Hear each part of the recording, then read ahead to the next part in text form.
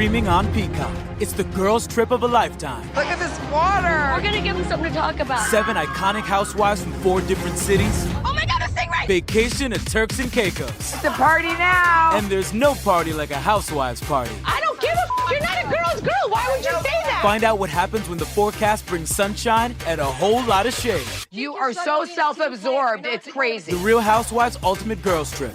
All episodes streaming now. Only on Peacock. Side.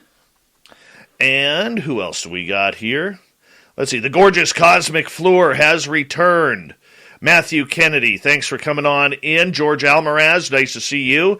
And Uncle Dale and his Power Stash are here. Remember, if you see Uncle Dale in Austin, Texas, rub his Power Stash for good luck right through tax time. Yeah, tax time. Mennonite Abe, what's happening, buddy? Thank you for joining us. Okay, we're all caught up. Hi, Cloudy with a Chance of UFOs. Good to have you back. The Super Chat is open. It is a wonderful way to support what we do on this show on a nightly basis. We got a lot of new people here in the chat room tonight. We do take commercial breaks at the bottom and top for our radio side that we broadcast on.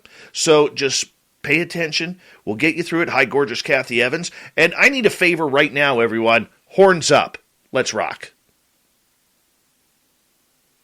In like 25 seconds. Damn it, I did it again. That's twice this week.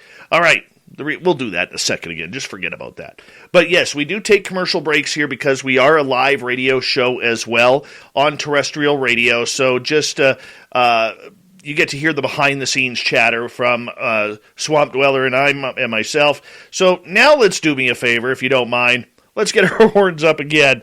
Mr. Bumblefoot's going to rock us in.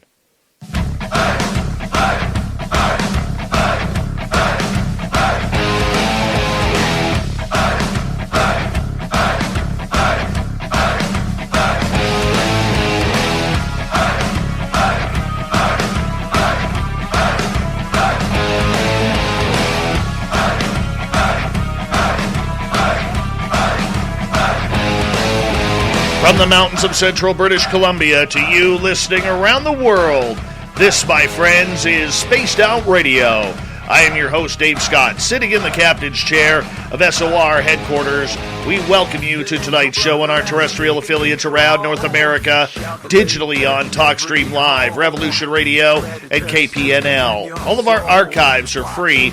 Join us at youtube.com/Spaced Out Radio. Do old Davey the favor, hit that subscribe button. You can follow us on Twitter at Spaced Out Radio, Instagram at Spaced Out Radio Show, and on TikTok at Spaced Out Radio. Our website is spacedoutradio.com. We have a plethora of features for you. Rock out to Bumblefoot, read Shirky Poo's Newswire, check out our swag as well. Tonight's show is brought to you by Chive Charities. Help make the world 10% happier by visiting Chive Charities today. You can find them on our website. Yeah, we got a great lineup for you tonight from the swamp and the Creepypasta legend. Swamp Dweller is here with us to share some spooky encounters and stories. And as you all know, if you're a regular to this show, we will also play in hour number 3 our favorite Swamp Dweller story of the day. Super Duke from World Bigfoot Radio will talk some legendary Sasquatch. We got Shirky Poo's News, the Thought of the Dave as well. And like I just said, our good friend Swamp Dweller from YouTube is here tonight to share some tales with us. He is one of the most popular Creepypasta channels on YouTube. He's got over 252,000 subscribers listening to his stories from everything from forest rangers to skinwalkers to Sasquatch, aliens, UFOs, and every ghost in between. His channel is telling stories submitted by his audience members of some of the creepiest and scariest encounters with creatures from around the world, and tonight he will share them with us. Mr. Swamp Dweller, it is always a pleasure to have you here on Spaced Out Radio. How you doing, my friend? I'm doing great, Dave, and it's always a pleasure to be here on Spaced Out Radio and get to see all of your beautiful faces here in the chat. You know, some of us need a shave, though. Some of these beautiful faces do. I'm not going to lie about that. What have you been up to? It's been a couple of months. We had you on about a month before Christmas time. How you liking 2022 so far? It's been pretty rocky. I caught COVID not that long ago, so I was kind of down for the count there. Then directly after, I got a sinus cold, so it was just like kind of a double whammy for me. But outside of that, everything's been great. Just been working on a lot of great stories and good content for everybody. For people who do not understand what Creepypasta is, give us a detailed description of what you do. Well, what I do specifically isn't technically always creepypasta. Creepypasta itself is more of like a fictional thing. So sometimes I will do fictional stories that are classified as creepypasta, but the majority of what I do is viewer-submitted stories that are allegedly true. So somebody will allegedly encounter, say, a Bigfoot and send in that story to me, and I will share it in such, episode. And I also, on occasion, do true crime documentaries, cryptid documentaries, and such and stuff like that. A little bit of everything, jack of all trades, master of none. I will tell you this.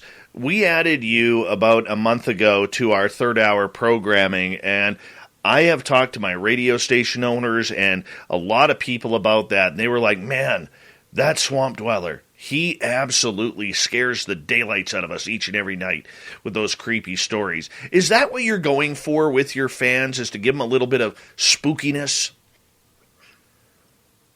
Yeah, for sure. That and to definitely entertain. My biggest goal is to try to just suspend your disbelief, try to make you really feel like it's happening to you, to feel like, you're right there. You can feel what, they're feeling. And that's what I do my best to convey it, like in the first person, to try to, convey my own experiences and, obviously my experience of doing this for so many years now, of just trying to make it seem like, hey, these stories happen to me.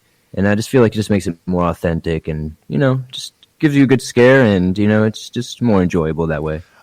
Even for a lot of your fans who are listening in, you're kind of this mysterious guy. You don't like being on camera. I mean this as a compliment because I am as well. I think you're a little bit introverted and like to keep to yourself. Yet there's a lot of people out there who may not know who the swamp dweller is. So I'm curious, how did you get started in this? And did you ever think that this would become a career for you? You're definitely right. I've always been kind of more of a quiet, reserved guy. I'm not really a social butterfly unless I know you. Definitely introverted. I don't necessarily hide like who I am and my identity. Like you can go on Instagram and stuff like that and see pictures of me, even in like ads on my videos. Sometimes I'll do like sponsors for like Magic Spoon or something, and you'll see like me in the thing eating the cereal and stuff. I'm just not really. I don't really like to sit on camera. I've never just been super comfortable with that.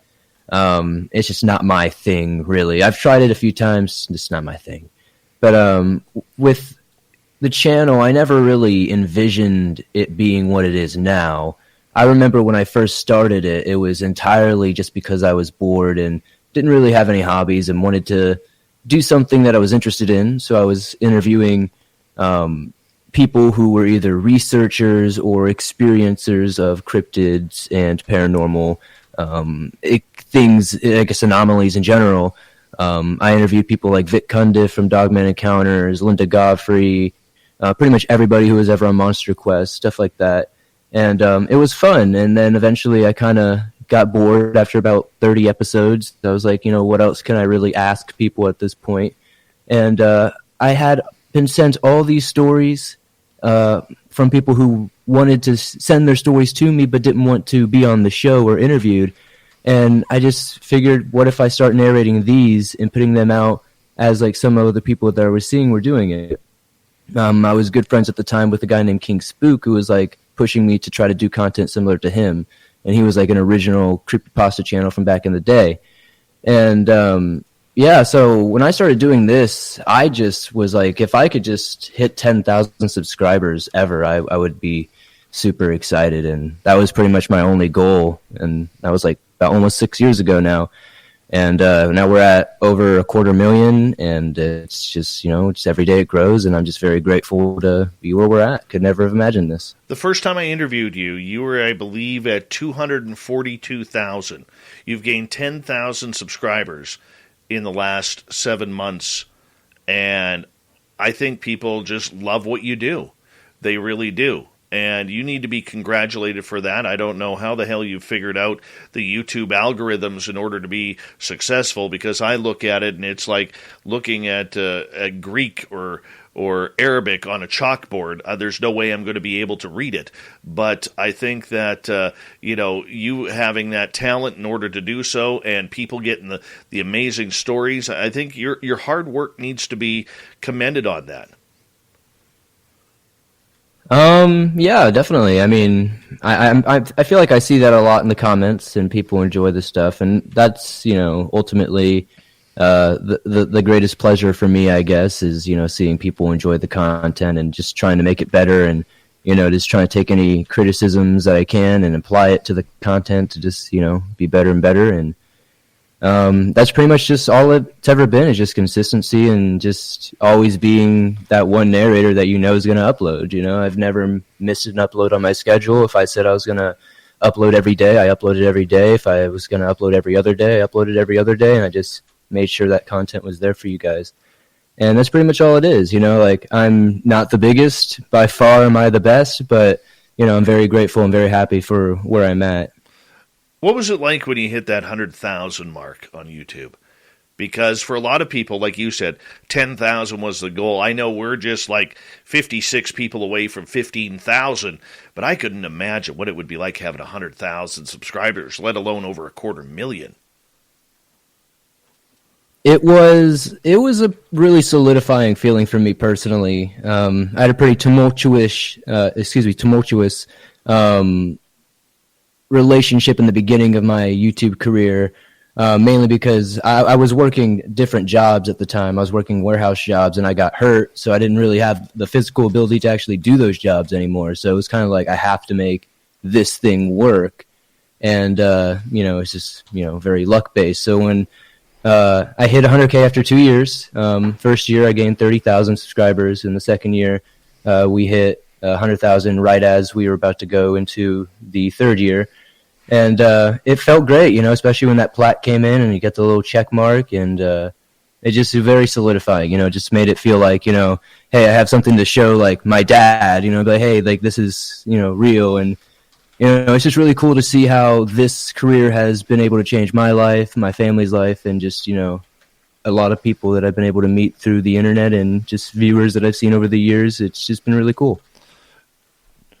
You were somebody who literally, like, this is your full-time job. And a lot of people out there who look at YouTube and they'll be like, I don't know how I could do that. How do I make a living off of YouTube? You're one of, let's face it, there's millions of channels out there, but in the grand scheme of things, there's very few out there that are actually making and have the ability to make a living off of this. How scary was it for you on a personal level to actually quit work, having a daytime job like the regular people like us out here, and taking on this full time? I mean, there had to be some nerves for you.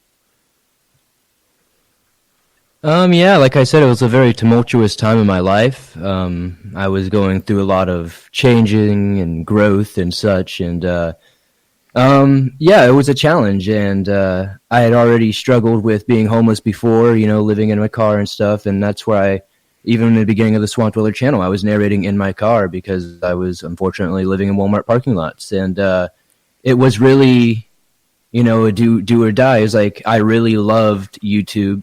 I really was falling in love with this narrating thing. I was really enjoying this Swamp Dweller thing I was creating, and this amazing community that was being curated. And, I just saw something that nobody else was seeing at the time, and just really did my best to make it happen. And, all these years later, I've just never stopped, because I still see something bigger than what it even is now. I see something much bigger in the future. So that is amazing. To go from living in your car to, and your financial success is none of our business, but to anything to improve your life and to work hard and see that hard work pay off. I mean, do you ever just look at yourself in the mirror and just smile at yourself and show yourself some love, thinking, man, you said you were going to do this and you did it, man. You did it, and you're a success story. Yes. Because I think you have to sometimes. This is one of those jobs that's like very mentally demanding, and you're kind of sucked into this like realm, this kind of cube of YouTube and content online in general, and you kind of get stuck in this weird warped world of social media sometimes, and you just have to, pull yourself out and just remind yourself that, your hard work has, this is the fruits of your labor sometimes, a lot of people might look from the outside looking in, they might not know what it took to get to where you are, but, you know what it took, and you have to kind of appreciate that because nobody else is going to appreciate it. And it's the same when it comes to like I said earlier, it was do or die. Like, who was going to come and save me? Nobody. I had to save myself. So it's the same when it comes to that stuff. Sometimes you have to be the one that compliments yourself. Going from your car to where you are now, you make a good living. I don't need to know, the fans don't need to know what you make off your channel or anything like that. That's none of our business.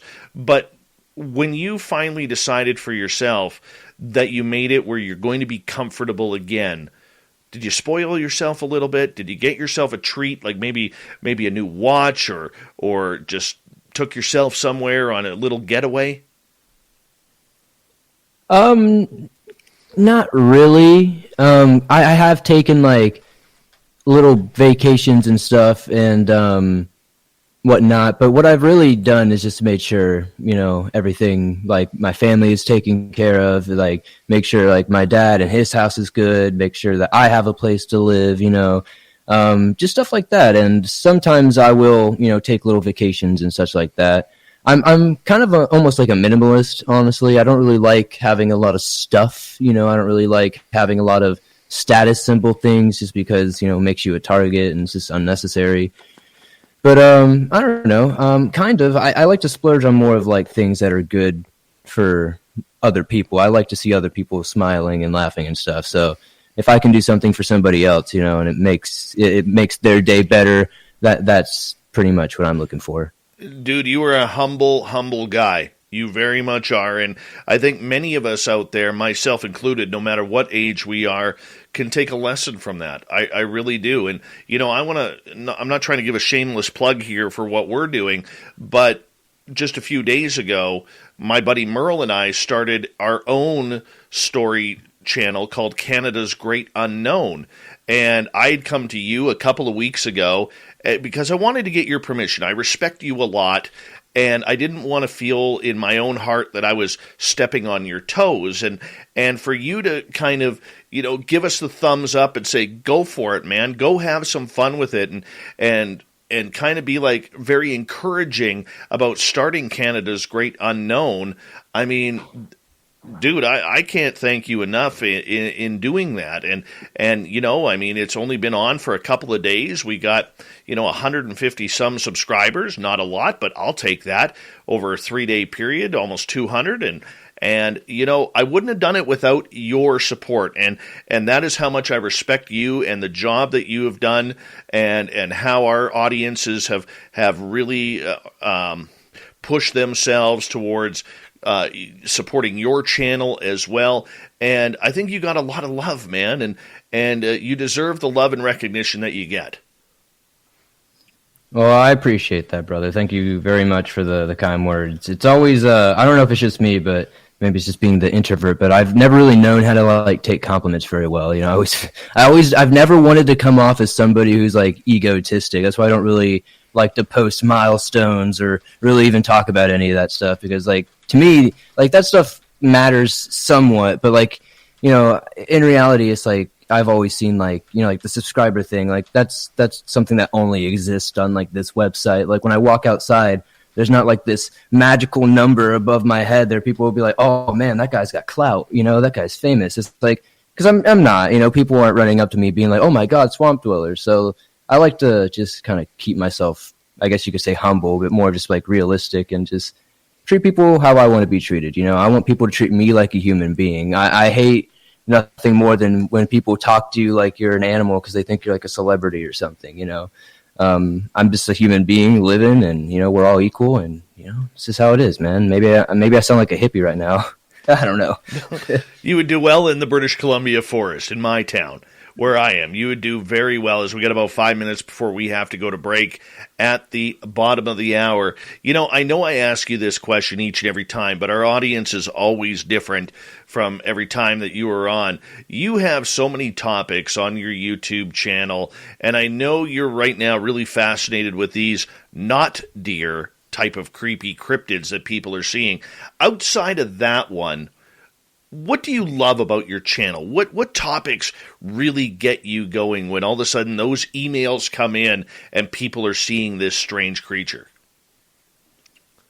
It's more of just the pattern. That's something that I've always really loved doing. And I used to make maps on Google Maps back in the day. Maybe I should start doing that again, of like sightings of like Dogman and Bigfoot. Like I like to follow the pattern because sometimes you can see I would contact like people who have submitted these encounters, and then I would kind of see where in the state that it was in the kind of, I don't know, just kind of just make connections, and you can kind of follow a trail, and you can kind of see that like this stuff makes more sense when you really try to put a timeline to it, because it's not just a bunch of random people copying each other online a lot of times, which a lot of stories are. I'm sure tons of Skinwalker stories and Bigfoot and Dogman stories are just people, pulling things out of thin air.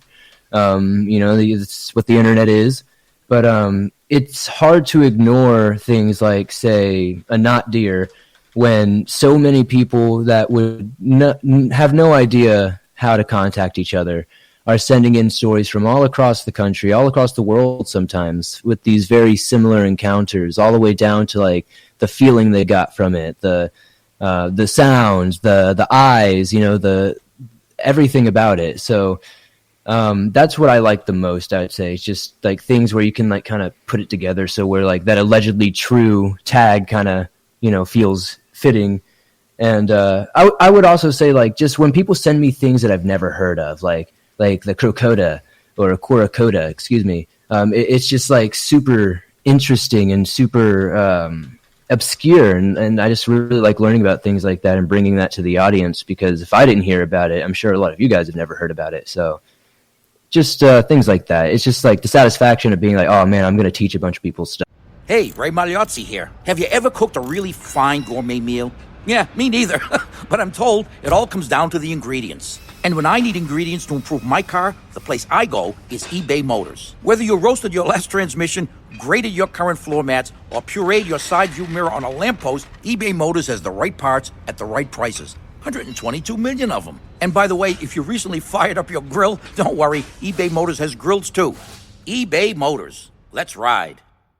Get right to the romance and find the way to wow this Valentine's with 1-800-Flowers.com. From classic roses and bouquets to decadent chocolate-covered berries, gourmet treats, and more. Surprise your Valentine with 1-800-Flowers.com. Right now, get the 18-stem Enchanted Rose Medley for $39.99. Or upgrade to 24 red roses for $10 more. Go to 1-800-Flowers.com/tune-in. That's 1-800-Flowers.com/tune-in. At heart, I think, honestly, if YouTube never worked out, I would have probably been a history teacher, because I just love teaching people like cool history and like obscure history. Do you like the older stories that, say, happened 50, 100, 200 years ago comparatively to what people are experiencing now? Honestly, I would say that the stories that people send in now are a lot more believable. And the best example I like to say is Bigfoot. Back in the day, people, and this is, copyright, I'm just kidding. No, but people were originally looking for a monster, and now they're looking for answers, right? So originally when Bigfoot came around, they were looking for the biggest foot cast ever. They were like these big, like 3 feet long feet, but now it's suddenly become like 8, 9 inches, such like that, much more, realistic to what would be an actual animal, because we went from looking for monsters back in the day to actually looking for answers now. And I feel like that makes the stories better now. You know what? I would agree with you. And I think the reason why is, and we see this a lot in the UFO community as well, is there is so many people out there who are expecting science to all of a sudden take this all over and be, on the forefront of finding these creatures. Whereas, I don't know about you, but I really believe that these experiencers, whether it's aliens or Sasquatch or paranormal people, actually are the ones who have the answers. They just haven't put the puzzle pieces together. You know what I'm saying? Yeah, I 100% agree. We got about 1 minute left here before we got to go to break. Swamp Dweller is our guest tonight on Spaced Out Radio. And for you, how many videos a week are you putting out for your fans? Usually between 4 to 5.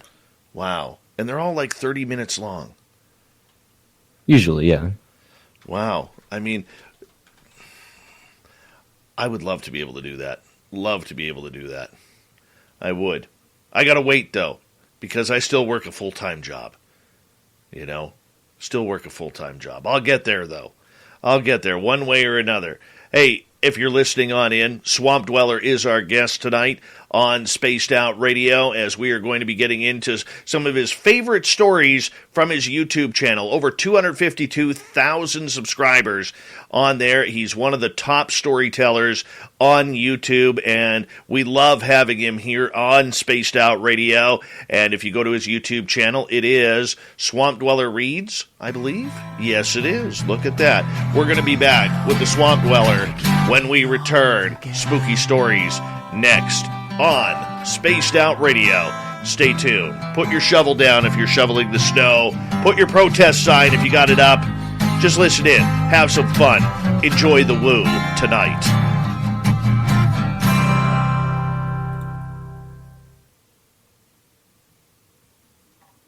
All right, we're clear. We got 5 minutes.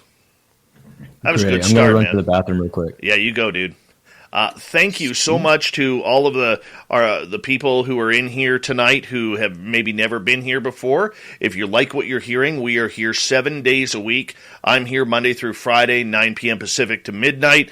And then Lynn Wallington is here Saturday and Sunday for Spaced Out Weekend, 6 p.m. Pacific until 8 p.m. Pacific. And then after that, we have After Hours with Gemma Jade, Thin Lizzie Borden, John Hudson, and Big Willie. Yeah, and they're here Saturday and Sunday night as well. So we got you totally covered on really, really good programming. And if you like what you hear, hit that subscribe button, ring the bell. And, of course, thanks to Swamp Dweller, we've started our own channel called Canada's Great Unknown. And these are stories, just so you all know, that are strictly Canadian. So what we've asked, we're doing something a little bit different. What we've asked our audience, or our focus, I should say, focus, Dave, is we are taking Canadian stories only. And so if you're from the United States, Mexico, Britain, Europe, and you had something weird happen while you were in Canada, we want those too. So if you're Canadian, or if you've been to Canada and had something weird happen, help us out. Canada's Great Unknown is the name of our new channel, and we appreciate the support. I'll put the link in again. Not trying to shameless plug anybody here, but especially myself, it is my show, so oh well. Thank you, Cat Chaser, for the awesome super chat, along with Simon down in Australia. The super chat is a wonderful way to support what we do on a nightly basis, so thank you so much. Who's joined us late here? Stevie Franchise. How you doing, buddy? Good to see you. And who else has come in here late that we want to say hello to? I'll put you up there. And Digger Dog. Hold on. Who did I see here that came in late? Mystics Walk. There you are. I didn't want to miss you.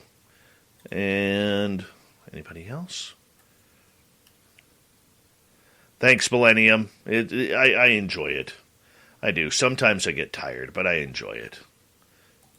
Let's see. The gorgeous Jean Beckett has returned. All right. I think we're good. I think we're good so far. Swamp Dweller must be back in his chair right now. Putting the headphones on. There you are. Randy Spurl, nice to have you back. That was a quick half hour, man. Oh yeah, time flies when you're having fun, right? I am having a blast with you, buddy. Having a blast. Or when you're in a continuous time loop. Do do do do do do do do. You know what my favorite topic is? Honestly, is I actually should say a few, but these stairwells in the middle of the forest. Mm-hmm. Those ones scare the daylights out of me. I don't know what I would do if I came across that. And time travel. Those are my stories.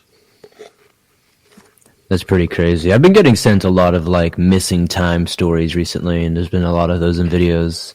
And some people might not find them creepy, but I've had it happen to me once or twice where I don't think it was anything to do with aliens or anything, but like it's just always weird to like not remember like a time period or something. Like say if you black out at the bar or something.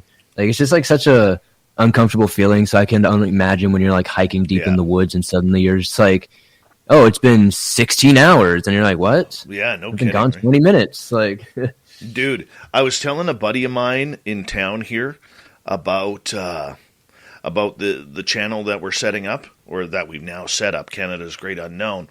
And he was in the Canadian Navy, and he goes, I got a story for you. I said, what's this about? He goes, it's when I was in the Navy. And I'm not going to go into too many details because I want people to hear it, but he actually tracked a UFO while as a radar operator back in 1983. oh, that's awesome. Yeah. It's like... That's a story. It's a great story. Great story about how just... You know how the radar just goes like around and you get that ping when it gets to the top? That's what he was. Yeah. That's what he was on. And he said, like, 1 second it's there, or there's nothing there. It's like 2 o'clock in the morning where everything is supposed to be boring. And then all of a sudden the next second, boom, there it is. It's like 200 nautical miles to his west, and it's going like at 50 knots straight due north as they were heading towards Alaska. So, I mean, all of a sudden I now know what you mean by these stories, man. I now know what you mean, and it's really cool. Hold on 1 second here, my friend. We're going to get going. And give us a thumbs up, thumbs down, thumbs sideways. Here we go, the second half hour.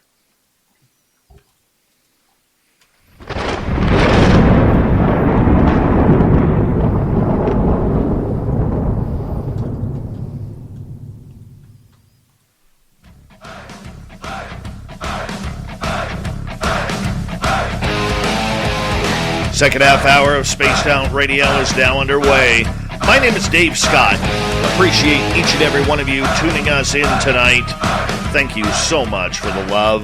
Want to remind you that if you miss portions of this show or others, check out our free archives at youtube.com/Spaced Out Radio. Do me the favor, hit that subscribe button. Our website is spacedoutradio.com. We have a plethora of features for you, including rocking out to Bumblefoot, reading Shirky Poo's Newswire. Check out our swag as well. Follow us on Twitter at Spaced Out Radio, Instagram at Spaced Out Radio Show, and now on TikTok at Spaced Out Radio.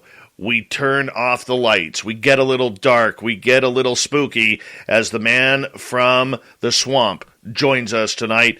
Swamp Dweller from the YouTube channel Swamp Dweller Reads. We highly suggest you go hit subscribe on that. He has one of the largest storytelling channels on YouTube, and we're glad that we're good friends with him around here because he allows us to enjoy the swamp with him. Swamp Dweller, welcome back. I'm glad to be here, brother. Thanks for having me on once again. All right. Right before the break, I was asking you about, your favorite kind of stories. And one of the topics that you have been really looking into over the last little bit here is these weird things called not deer. For a lot of people, they're going to say, what the hell is this, man? Fill us in. Well, these not deer creatures, also called tall deer, in some cases, even maybe called deer men, who knows in what culture. But essentially, they are exactly what the name says. They are these creatures that look like deer, but they don't act like deer. They have these almost supernatural aura to them. They have normally very bloodshot eyes. They're standing on hind legs. They have massive racks of antlers. They're normally 7 to 10 foot tall, and they are unnaturally fast. They can run on their hind legs very, comfortably, and they have very similar traits to what you would expect to hear from something like a skinwalker, where they've been said to potentially mimic human voices. They can sometimes even change their color or something like that for a camouflage aesthetics and such like that. And they seem to be fairly menacing, but from what I understand, most of the time they don't seem to be very deadly. But I'm not entirely sure where they originate from. Like I said, tons of cultures, from Native Americans to other indigenous First Nations peoples, have always had stories about things like this. But the not deer term is a rather recent one, I would say. How tall are these? Are these like skinwalker size? Are these dogman size? Well, they're usually roughly like 7 to 10 feet in these encounters when being submitted, but it seems like almost every monster is like 7 foot tall, like Shaq, but it's pretty tall. You make a good point. I mean, it's amazing how everything seems to be between that 7 and 10 foot tall range. I mean, what do you think about that? Do you think that's just what people get used to seeing? I think it's a mix of a couple of things, and I guess I'll touch on a few. I think one is kind of placebo. I feel like so many people in the past, especially with the skinwalker craze being so big over the past 10 years, people have heard that it was 7 feet tall, so many times, where I feel like when people see something, especially like when a bear stands up or a deer, or any sort of horse-like animal kind of rears up on his hind legs, you're like, oh man, that thing was like 7 feet tall. So I feel like it's just more like a natural urge, kind of a placebo thing.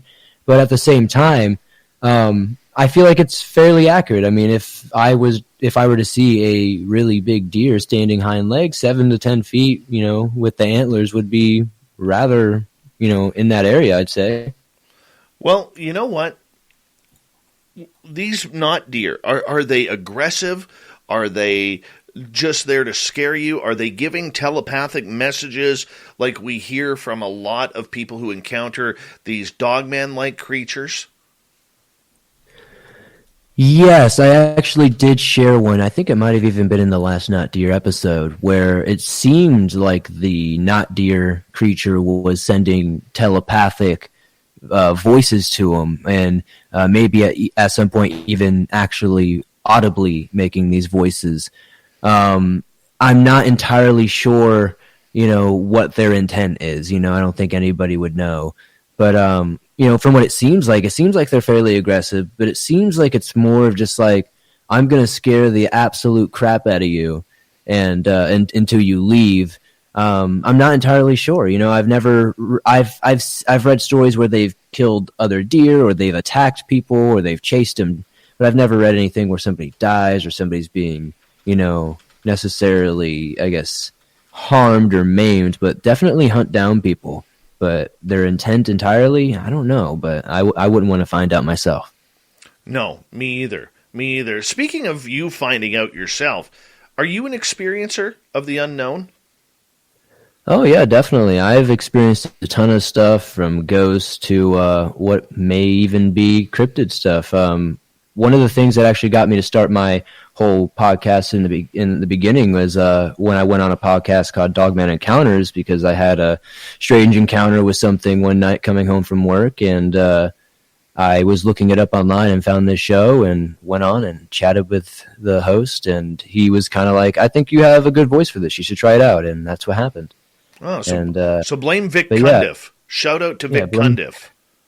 Blame Vic Cundiff for me being here. I'm a great guy for sure. Great show for Dogman Encounters. But honestly, I've seen a lot of weird things that I can't explain, and I am still a genuine skeptic, though, at the end of the day. So, like, I am willing to concede that, a number of things could have affected a lot of these encounters, but I've had some pretty clear encounters to where, like, I'm not going to let anything sway that. So it's just one of those things where it's like, man, I'm kind of on the fence, but I definitely believe there's more than we can explain in this world.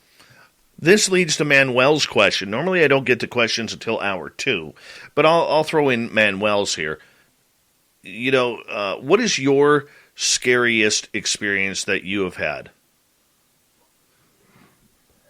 Oh man, I get asked this question a lot, and I kind of alternate stories because it's kind of hard to answer that question. That's a very subjective question, and fear is very emotionally tied. But I would say this. There was one time where I was down by this like river, and it was like brown because it's pretty much where all like the cattle are, basically taking a dump. And I remember I was there with my little brother one day, and it was just getting dark, and we noticed that we were seeing like these red dots on the other side in these bushes, kind of look like eyes, and they were like super high up off the ground. So they were probably like up in the trees, probably about 6, maybe 7 feet, oddly enough, ironically enough. But they were pretty high up in the tree. And at first I was just thinking maybe it's an owl or something. I was pretty inexperienced at that point. I had just moved out to that area.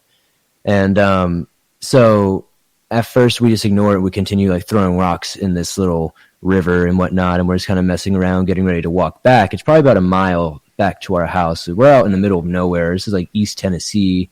So it's very far in the middle of nowhere. And I just remember suddenly hearing these like weird like yipping sounds that they're kind of like coyote yips, but they were like much more shrill. And then I remember looking back and we see these, I don't even know how to explain, like these like it's like these shadows basically is all I can explain. It's like these shadows in the tops of the trees, and they're kind of jumping between these 2 or 3 trees, and they're making these like shrill yipping sounds. I wish I knew how to explain it. It's just like, imagine like a coyote just distorted. It was weird.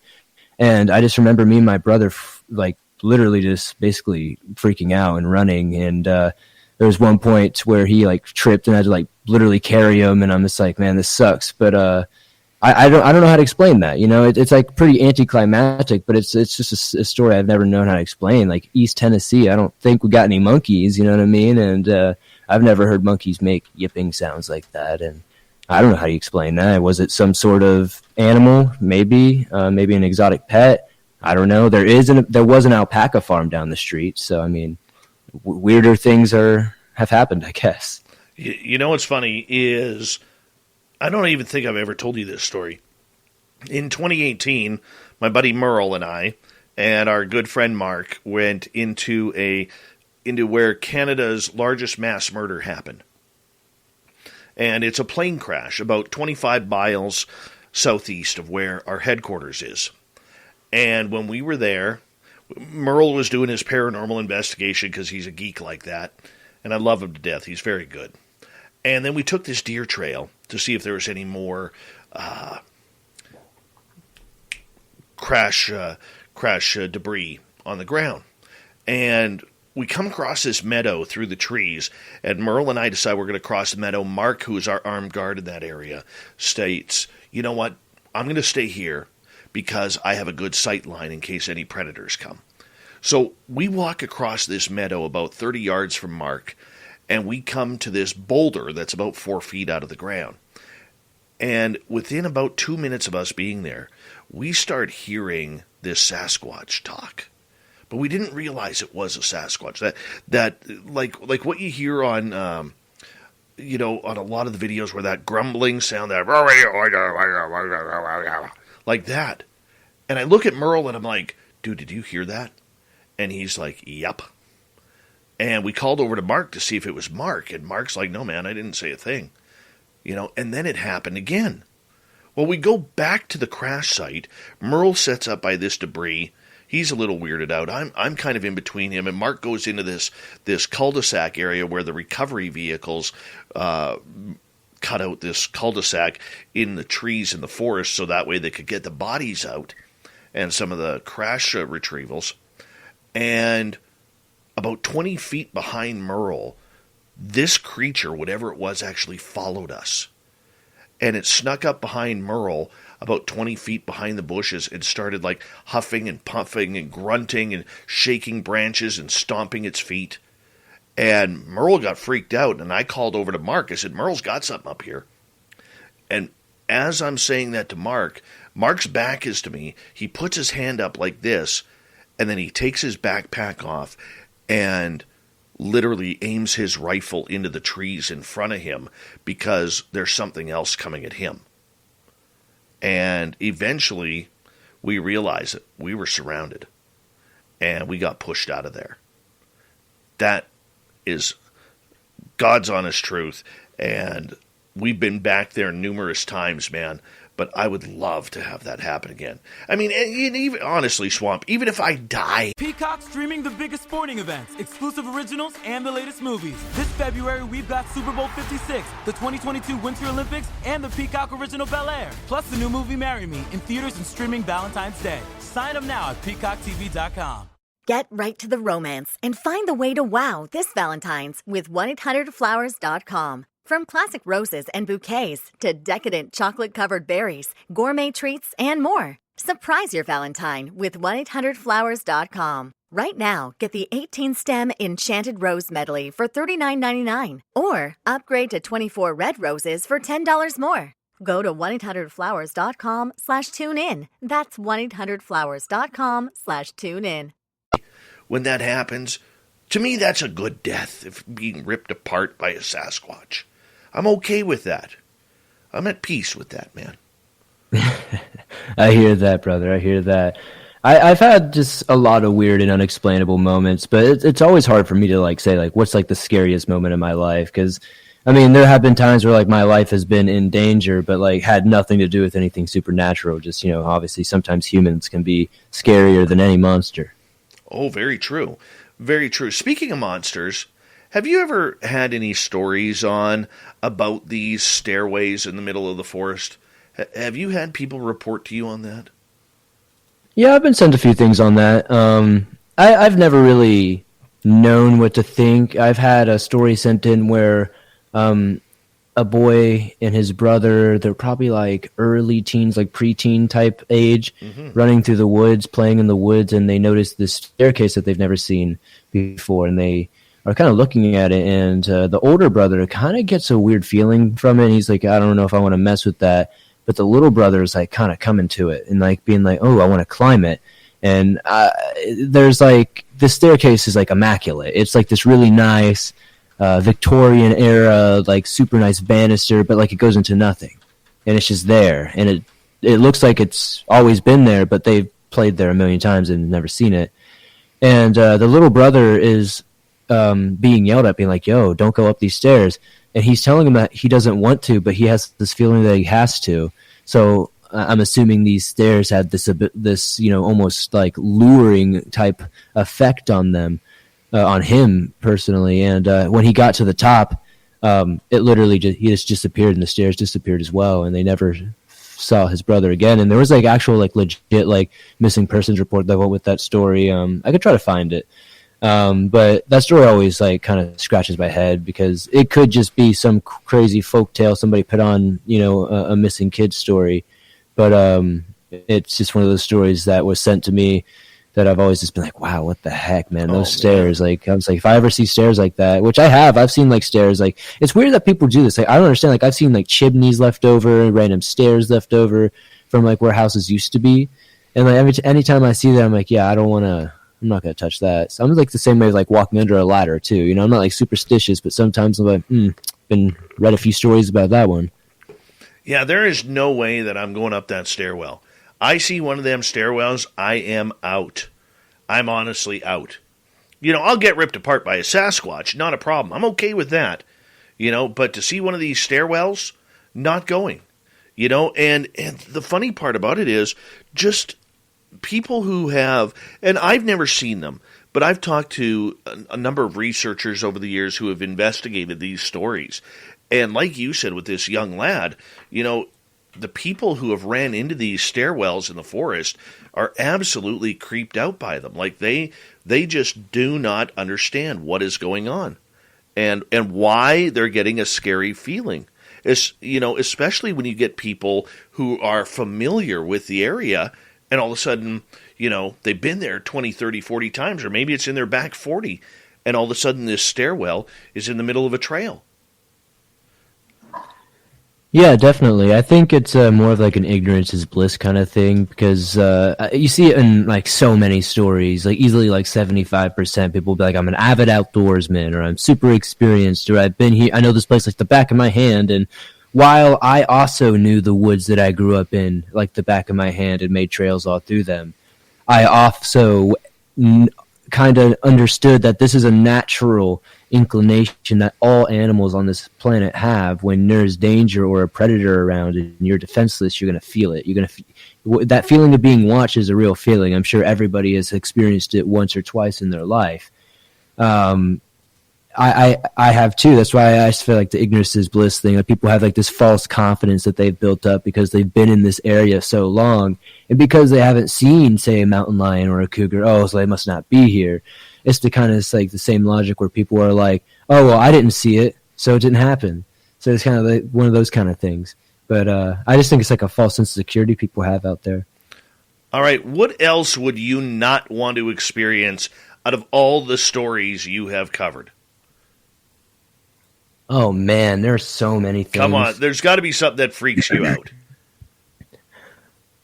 Man, I would say probably anything that has to do with the not deer, Wendigo type thing, just because the lore of them are so brutal and vicious, and essentially it's kind of like a death sentence in a way. But something that I think would be even more creepier is just anything paranormal, because I've had so many like paranormal experiences in my life to where I just feel like what you can't see, what you can't understand, what you can't necessarily feel is so much more terrifying than like seeing this monster and being ripped apart. I don't know why. To me, it's just more of like that psychological torture of not knowing what's doing what to you, Yeah.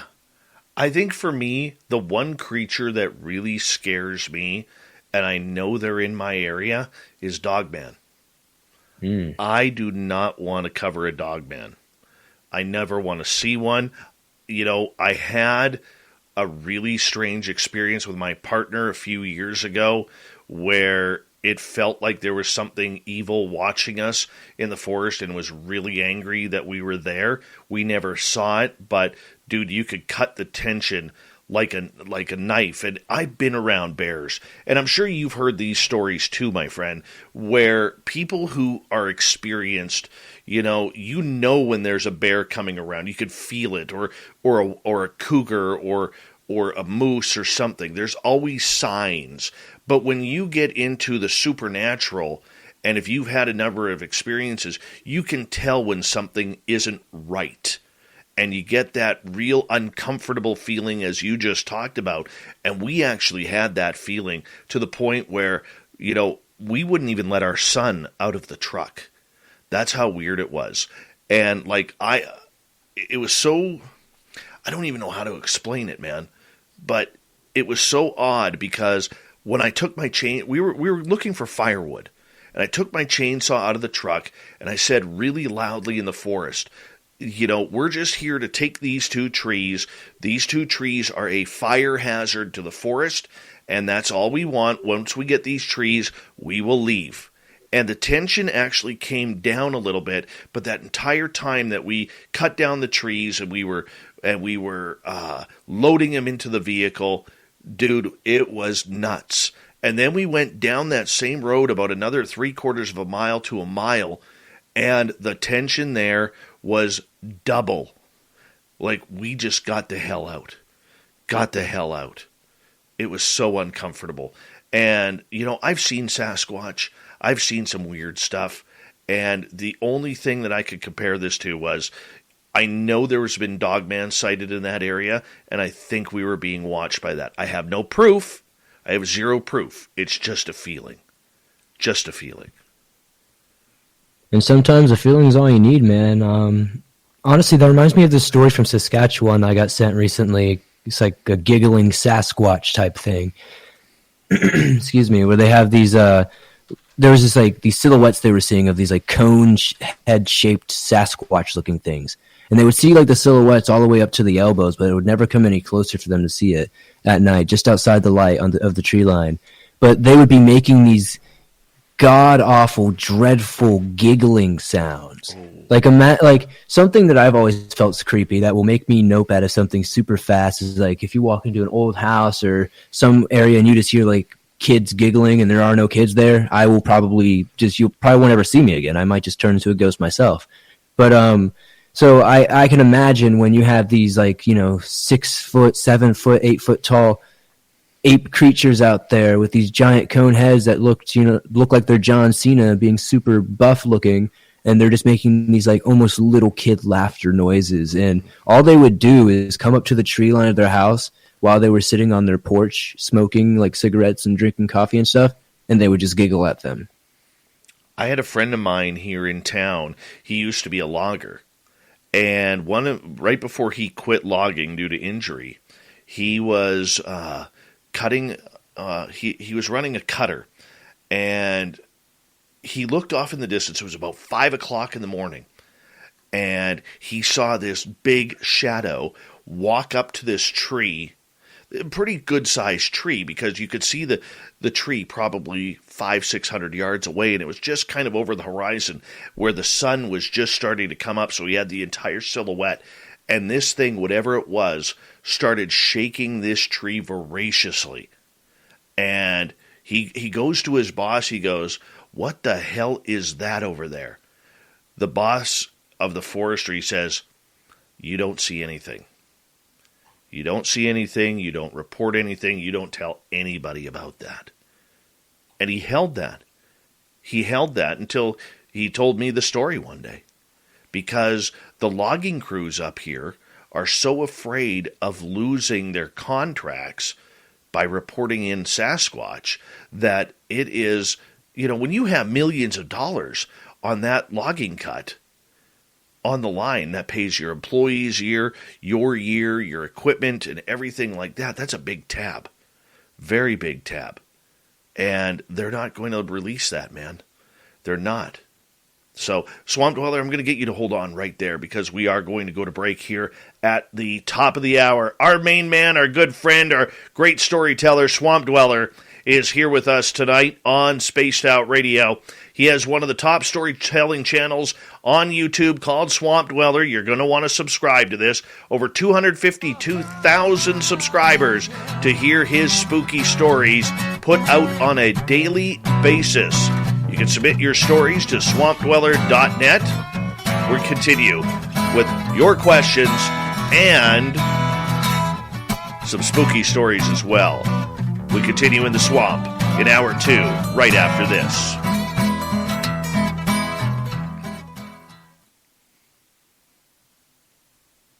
All right, we're clear. Sounds great. Good stuff. Mm-hmm. What's up, Brown Dwarf? Good to see you, man. Brown Dwarf has been around since, I was doing the podcast way back when I first started. Brown Dwarf started hanging out with us since the last time you were on.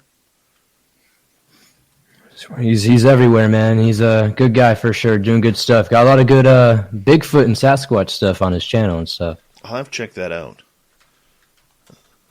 He's out there in the field. He's got some stories, I'm sure. He could definitely be a good guest, potentially. Nice. We'll take you up on that. Brown Dwarf, hit up our crew. You're here enough. You know who they are. Let's get you on and talk some monsters. All right.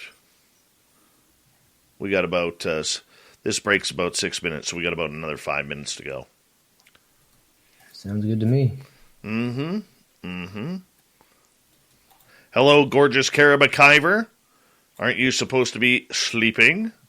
Who else do we have here? That's showing up here.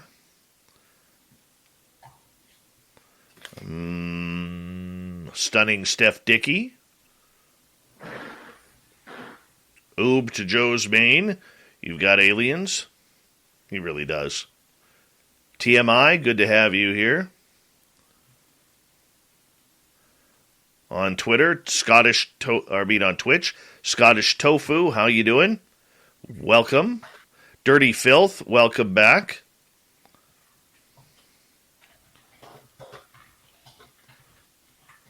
Eddie, the weather right now outside my home. What's the weather? We got about 10, 11 inches of snow today. It is 25 degrees Fahrenheit, -4 Celsius, so it's pretty warm. We're expecting more snowfall tomorrow until the weekend. We are in what you call right now the fake spring, or the faux spring. Sean Culbertson, welcome to our channel. Oh, it's Heather, though. Hiding as Sean Culbertson. Hi, Heather. Hiding as Sean. How are you? Welcome to SOR Chat. Grey Wolf Paranormal, welcome. Manuel, I will be in Las Vegas for the SOR fan party, and that's about as close I'm getting to SoCal this year. So you're going to have to come up on April 22nd to 23rd or 24th and hang out with us at the Golden Nugget.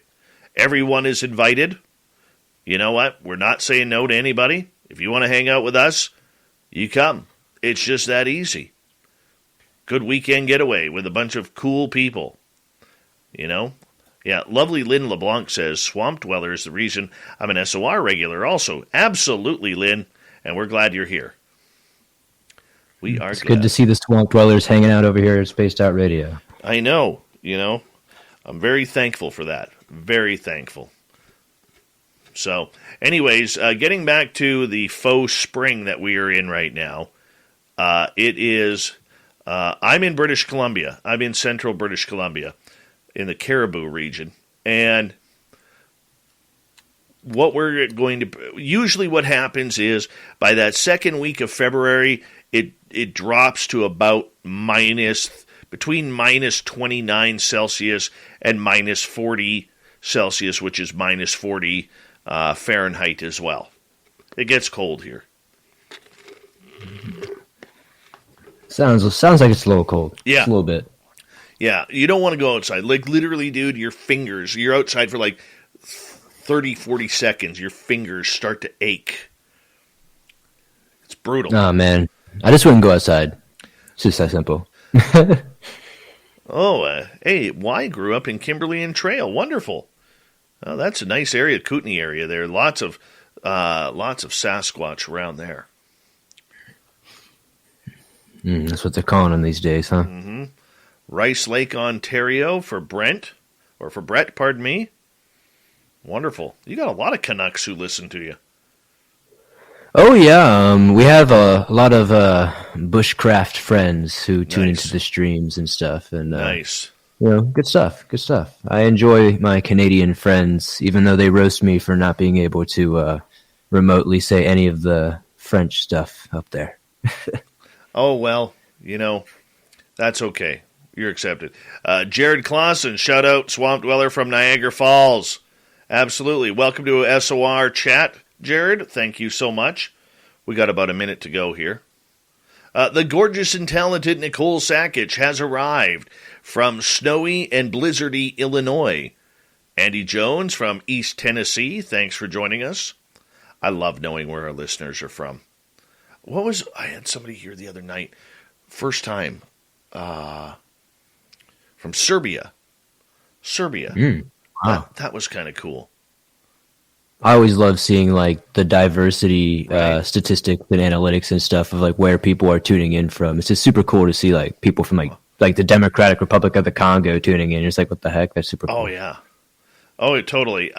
So you're in the Kootenays, I'm in the Caribou. I'm in a place called 100 Mile House. Brazelhoff, how you doing? Yes, the town is called 100 Mile House. I had never sent mail to Canada like that before, and I was super confused at first. I was like, wait, what is this? He lives where? Which one's the town? I was so confused. You guys do it so much differently than us. Oh, it's not too bad. I mean, the P.O. Box thing is still the same, but that's okay. We got to get Dirty Filth to draw you some art. That's what we got to do next. We're up here in about 5 seconds as we're going to kick off hour 2 right now, everyone.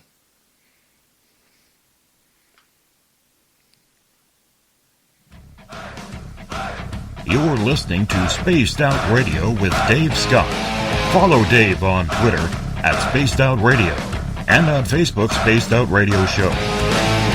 Hour number 2 of Spaced Out Radio is now underway. My name is Dave Scott. Thank you so much for taking the time to join us. We really do appreciate earning your listening ears wherever you are on this beautiful planet we call Earth. Hello to everyone listening in on our terrestrial affiliates around North America, digitally on TalkStream Live, Revolution Radio, and KPNL. All of our archives are free. Join us at youtube.com/Spaced Out Radio. Do us a favor, hit that subscribe button. The Desert Clam has set the password for tonight in the SOR Space Travelers Club. Lacertillion. Lacertillion is your password. Use it wisely, Space Travelers, as the Clam sets the password each and every night right here on Spaced Out Radio. Our website is spacedoutradio.com. We have a plethora of features for you. Rock out to Bumblefoot, read Shirky Poo's Newswire, check out our swag as well. Follow us on Twitter at Spaced Out Radio, Instagram at Spaced Out Radio Show, and on TikTok at Spaced Out Radio. We continue on tonight with the man, the myth, and the swamp-dwelling legend. We got Swamp Dweller from YouTube. Over 252,000 subscribers tune in daily and sometimes multiple times a day to check out his spooky stories for people just like you who've had encounters that they cannot explain. Swamp Dweller, welcome back. Appreciate you for having me, brother. Always a great time. Hey, I want to ask you, for people who may not know, including a lot of your listeners who are tuned on in, how many emails do you get a day from your crowd? It fluctuates, but roughly around like 100 or so a day. Sometimes it could be more, sometimes it can be less, but it's pretty rough sometimes. But I love it. The more the merrier. Sometimes I wish it was more because, the more that gets sent, the more diversity I have to choose from. Absolutely. Absolutely. And they can send you an email at swampdweller.net if you've encountered something weird or strange and want to tell you about it. Jeffrey has a question from our chat room. Is Dogman and the Rougarou one in the same? It just depends on the ideology and mythology you believe behind, the origin of those things. But essentially, no. Rougarou is, I believe, French for werewolf. So it's just it's a little bit different from something like a loup-garou or a traditional like werewolf from like say German folklore or something like that. And basically, Dogman is Dogman all the time. It's a bipedal, upright wolf, canine, hominid type thing. And then you have, obviously the lore behind a werewolf, where it is a curse-based thing where a human is being cursed and is, obviously turning into, this wolf creature with an insatiable thirst for human blood. And then, obviously, you have different things like lycanthropy and lichens and all those other ones. But essentially, that's the basic difference. Is one is like a curse-based thing, and the other is just this alleged unknown animal. Wow. All right, let's get to Arturo here. Peacock streaming the world's biggest sporting events, exclusive originals, and the latest movies. This February, we've got Super Bowl 56 and the 2022 Winter Olympics. Peacock Original Bel Air from executive producer Will Smith and Westbrook Studios. Damn! Plus tons of new movies every week, including Marry Me, starring Jennifer Lopez and Owen Wilson. In theaters and streaming only on Peacock Valentine's Day. With all this and so much more to love, sign up now at peacocktv.com. If you love to be remembered as the person who gives the best birthday gifts, I'm here to tell you that 1-800-Flowers.com is your ultimate birthday gifting destination. 1-800-Flowers has thoughtful and artfully created options that are guaranteed to deliver the best birthday surprise. Shop thousands of unique gifts at 1-800-Flowers.com for exclusive offers and great values. To order today, visit 1-800-Flowers.com/tune-in. That's 1-800-Flowers.com/tune-in. Do you have any stories of dwarfs?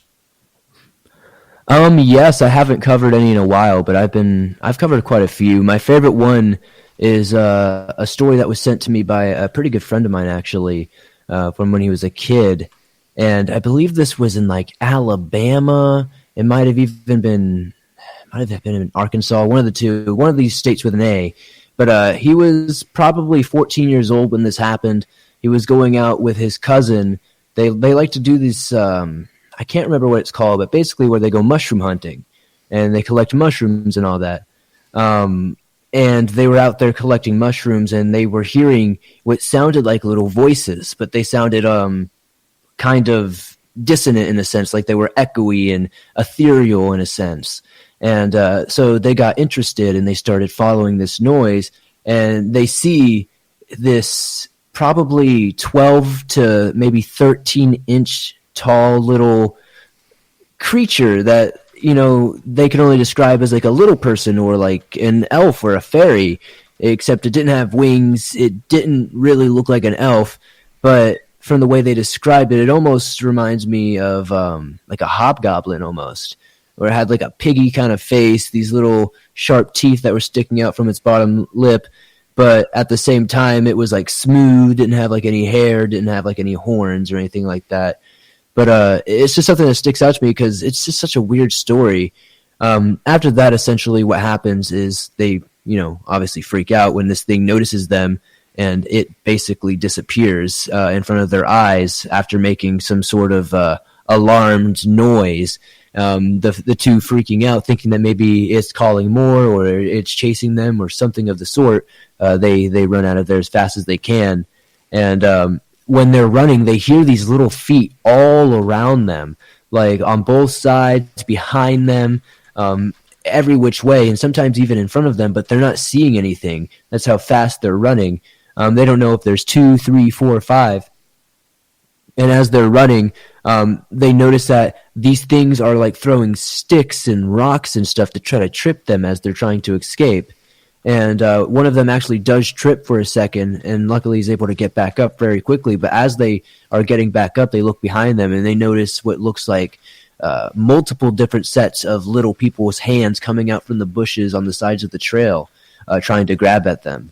And luckily they were able to, you know, get away and get back to their house. But ultimately, that's probably like the craziest little person story I've ever been sent, just because I've never heard of them being in numbers like that. Never heard of them trying to drag you into the bushes. You know, I know there are tons of them, like the duende, where they eat your toes and all these other crazy little things, but I've never heard of them like grouping up in the woods like that.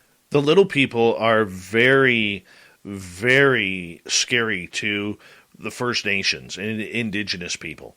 They really are. I had a friend of mine locally here who it was just passing conversation, Swamp, where I said to him, "Hey, what'd you get up to last night?" And he's like, "I was making trinkets and little hats." I said, "Why?" I said, "Were you making it for your niece or your daughter for dolls or something?"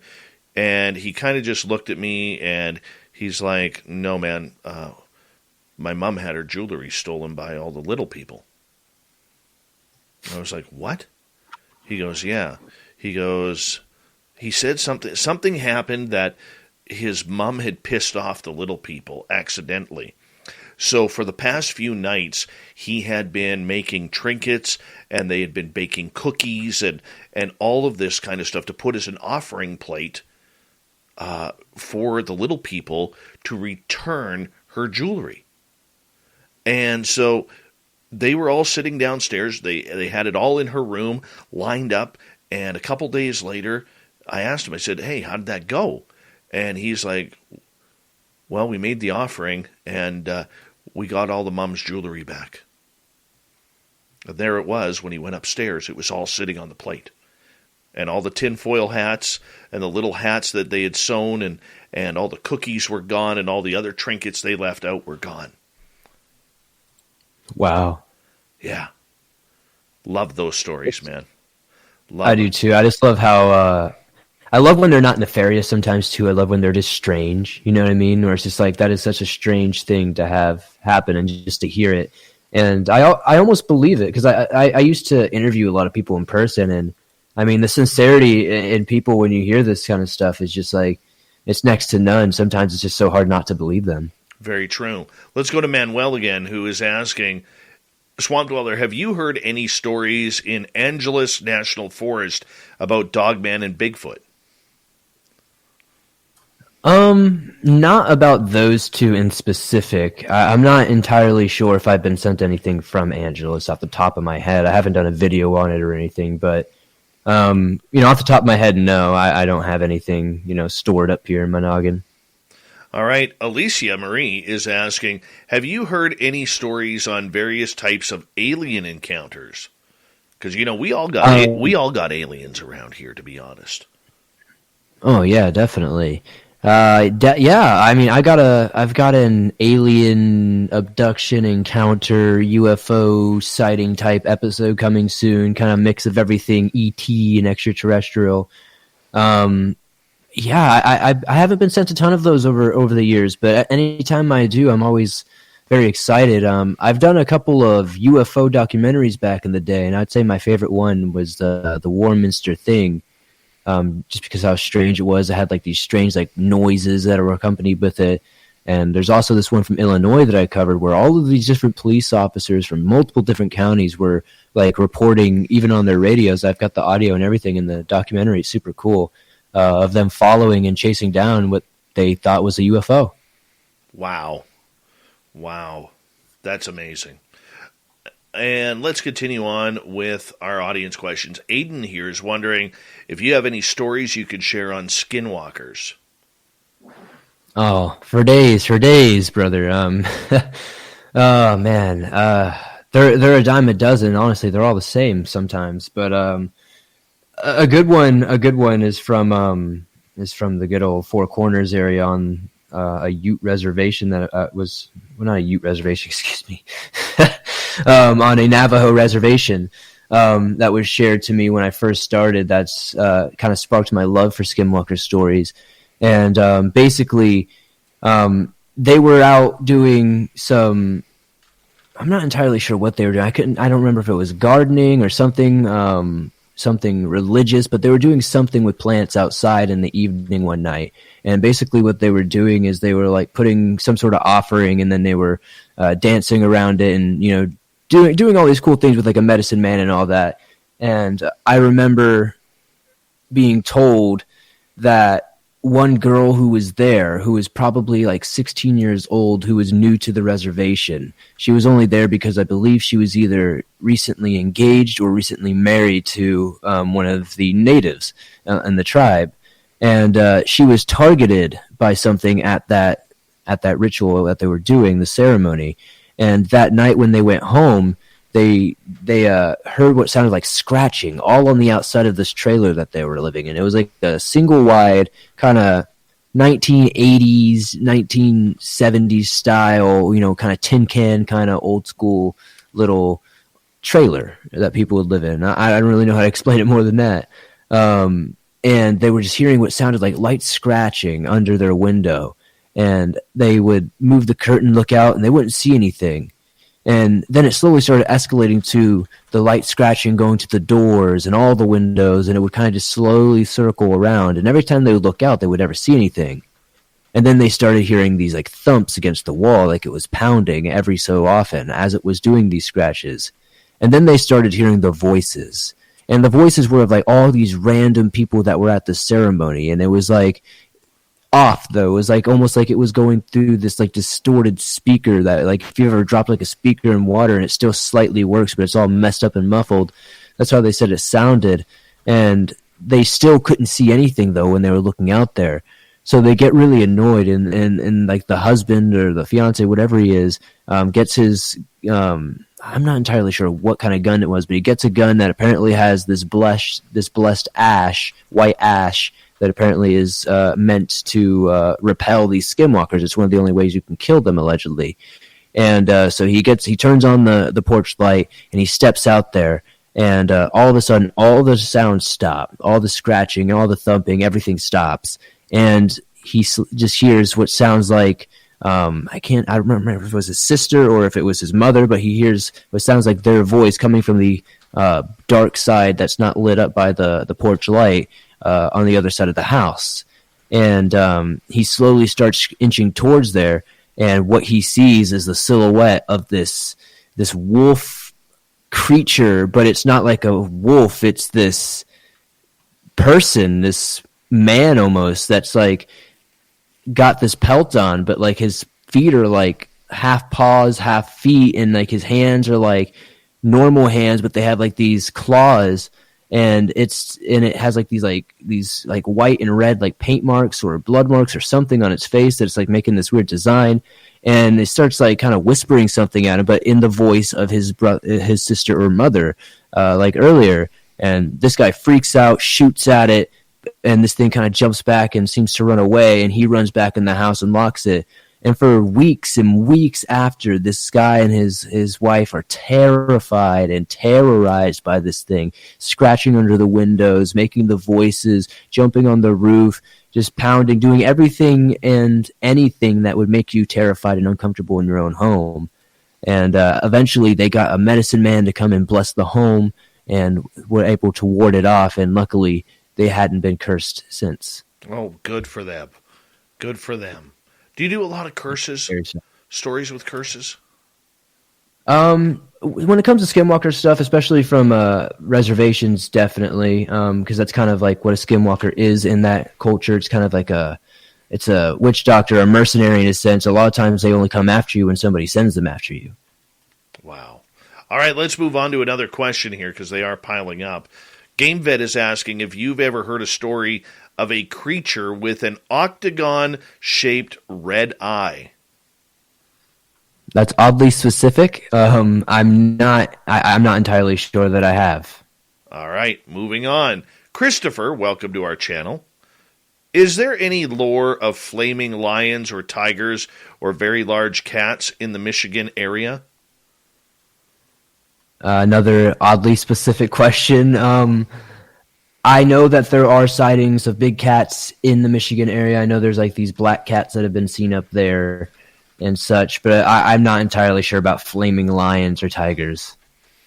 You know what is happening in the Michigan forests that's awfully weird? And John Tenney was looking into this, and he set up trail cameras in his family's. His family has some acreage in the Upper Peninsula, and he was actually filming trees that would disappear and then reappear. Oh, wow. So, or they would move. So one moment you would have the tree right in the middle of the frame, and then it would shift over to the right, and then it would shift back to the straight where it was originally. They got moving trees. That's very strange, because that's exactly like my last Deep Woods episode that I put out a couple of days ago. There's a story in there that's almost exactly like that, where they're going into a place where they've been a ton of times, they're walking there, but then suddenly, when they're trying to come back, they have no idea where they are. They're lost, nothing looks familiar anymore, they're seeing landmarks that they've never even seen in their lives. And then eventually, after obviously losing their mind, they finally come back to the clearing that they were familiar with. And that reminded me of that story right there. It's just so strange with these. It's like almost like a glitch in our reality. Very much so. Very much so. Or trees can work in mysterious ways, and they have magical powers to disappear and reappear. Makes you think. Michael is asking, do you find aliens full of mischievousness? That's a loaded question. That's a hard one to answer. I would say maybe in certain circumstances. I don't really know, what would their purpose be outside of connecting with humanity to either, take our resources and enslave us, or, work with us to make a galactic federation? I don't know, man. I don't know. I feel like sometimes they have some mischievous undertones from some of the things I've heard and stories I've been sent, and the crazy government releases that come out and all that. So I don't know. I think that would be more of a Dave question. Oh my goodness. I would say that there are aliens who play around, and I don't think all extraterrestrials are bad or evil. I think that there are some that like to joke around, like to have fun, and this is outside of the boring, monotonous alien grays that just seem to take us in the middle of the night and do weird things to us. Maybe it's happened, maybe it hasn't. I'm not going to admit anything. Yeah, I will, of course. Mr. CJ and Ozzy is asking, Swamp, would you consider doing a live stream while recording material for videos? I used to do that all the time, and I still do somewhat regularly do live streams where I read and narrate live. I'll have people send in their stories live, and I'll read them to you right there on the spot. And other times we also have a call-in show where we have viewers call into a line that we have, and they share their story to me directly, and I kind of interview them similar to what we're doing now. Awesome. We got about 3.5 minutes here before we got to go to break at the bottom of the hour here. Swamp Dweller is our guest. Swamp, what are some of these newer creatures that you're starting to hear about? I mentioned it earlier, but the Korokata, or the Crocata, as it's known as, I'm hearing about that now. I'm hearing a lot about Washuge. There's been an odd influx of things like the knot deer, like we said, and then we get the raven mockers have kind of been making a comeback in popularity, it seems, with encounters, and oddly enough, a lot of Bigfoot stuff. So, but I would say like the Crocata and the raven mocker stuff has been the most interesting and most fascinating, just because the lore and the encounters and experiences are just so strange and just terrifying. Because, like I said, when it comes to things that can kind of camouflage themselves, or even in a sense, I guess, cloak themselves to not be visible, that's the most terrifying thing, in my opinion, when you can't see what's torturing you. Okay, what is this raven mocker thing? A raven mocker is from Cherokee lore. It's basically, you can find a documentary on my channel called The Cryptid That Wants to Eat Your Heart. It's basic lore from Cherokee is that the old, the sick, and the weak would be protected by a certain medicine man, and it's got to be a very highly skilled medicine man, because only certain ones can even see these creatures. We cannot see them; they're invisible. When they are seen, they are mostly seen as these crows flying in the distance or cawing in the distance, and sometimes when they are seen, which is very rare, they'll be seen as crows landing and turning into what looks like a human. But essentially, these creatures will come up to the weak, the elderly, and the diseased, and they will eat their hearts.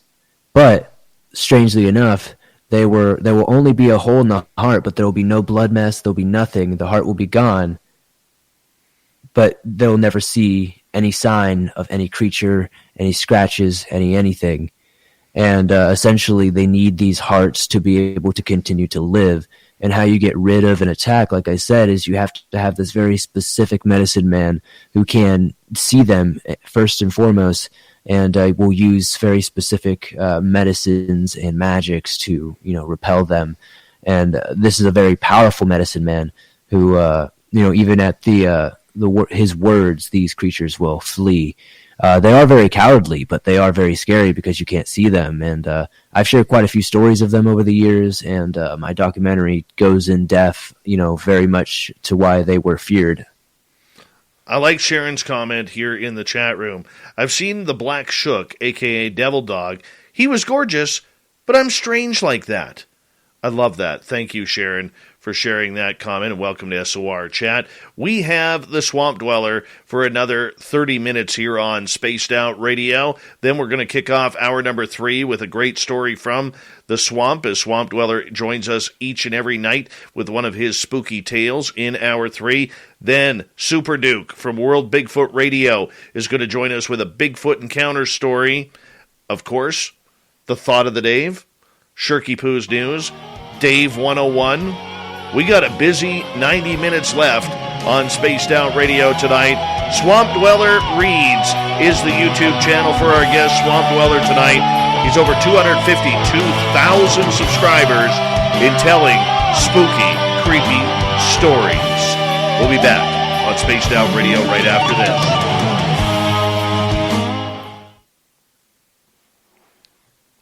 All right, bud, I'm going to take a quick bathroom break. I'll be right back, okay? Sounds good. All right. I think this is where I take over the show, guys. This is now Swamped Out Radio, and I'm about to play you some sweet, smooth jazz. And I'm just kidding. Oh, boy.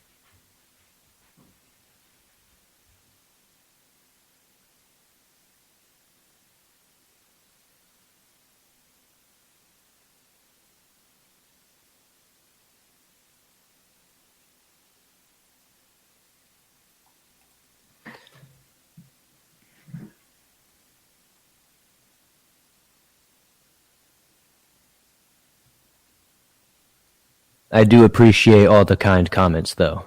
Thank you so much. It's very much appreciated.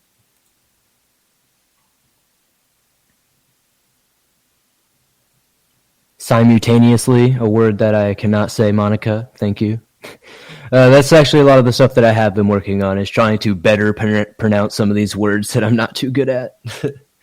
I do have some moments where I cannot say certain words. Streaming on Peacock. It's the girls' trip of a lifetime. Look at this water. We're gonna give them something to talk about. 7 iconic housewives from 4 different cities. Oh my God, this thing right! Vacation at Turks and Caicos. It's the party now. And there's no party like a housewives party. I don't give a You're not a girl's girl. Why would you say that? Find out what happens when the forecast brings sunshine and a whole lot of shade. You are so self-absorbed. It's crazy. The Real Housewives Ultimate Girls Trip. All episodes streaming now, only on Peacock. Get right to the romance and find the way to wow this Valentine's with 1-800-Flowers.com. From classic roses and bouquets to decadent chocolate-covered berries, gourmet treats, and more. Surprise your Valentine with 1-800-Flowers.com. Right now, get the 18-stem Enchanted Rose Medley for $39.99 or upgrade to 24 red roses for $10 more. Go to 1-800-Flowers.com/tune-in. That's 1-800-Flowers.com/tune-in. The southern dialect has affected me.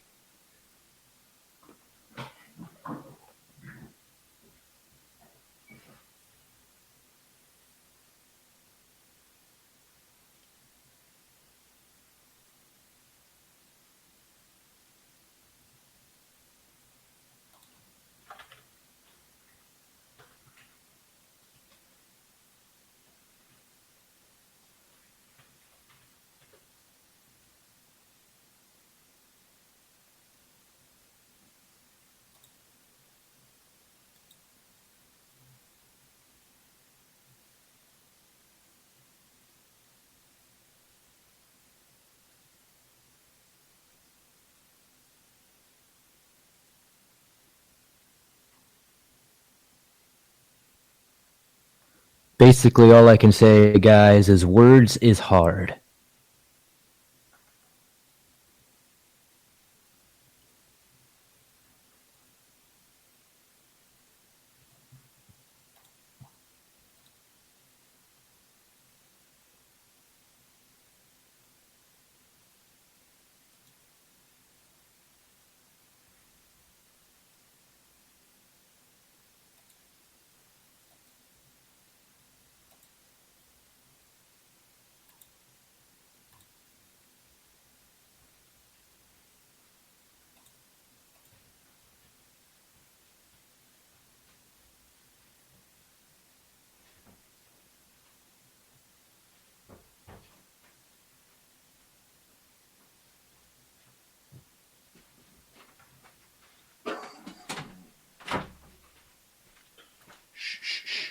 Here comes Dave.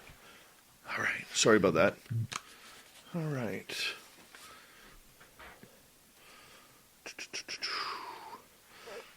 Magnus Zarum, welcome back.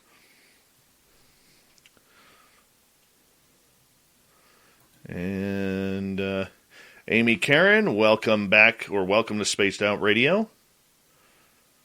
Just so you guys know, I know we got a lot of new listeners here wondering what's going on.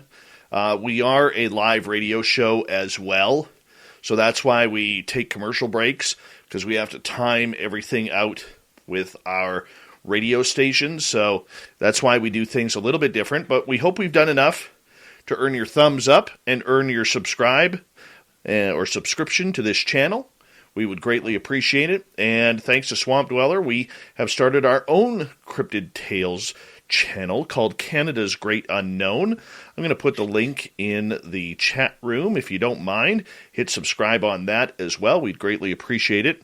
Thank you to Manny, Cat Chaser, and Simon for the super chats tonight.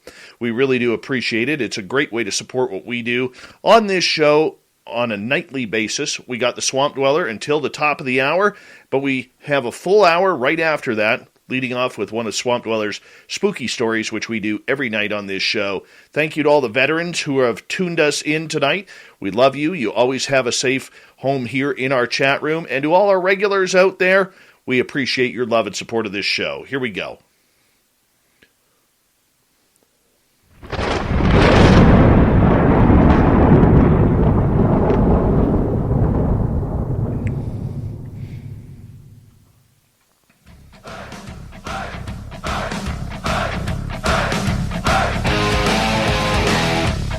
We passed the halfway point of Spaced Out Radio tonight.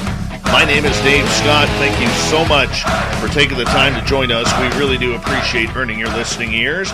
Reminder that if you missed portions of this show or others, check out our free archives by going to youtube.com/Spaced Out Radio. Do me the favor, hit that subscribe button. Our website is spacedoutradio.com.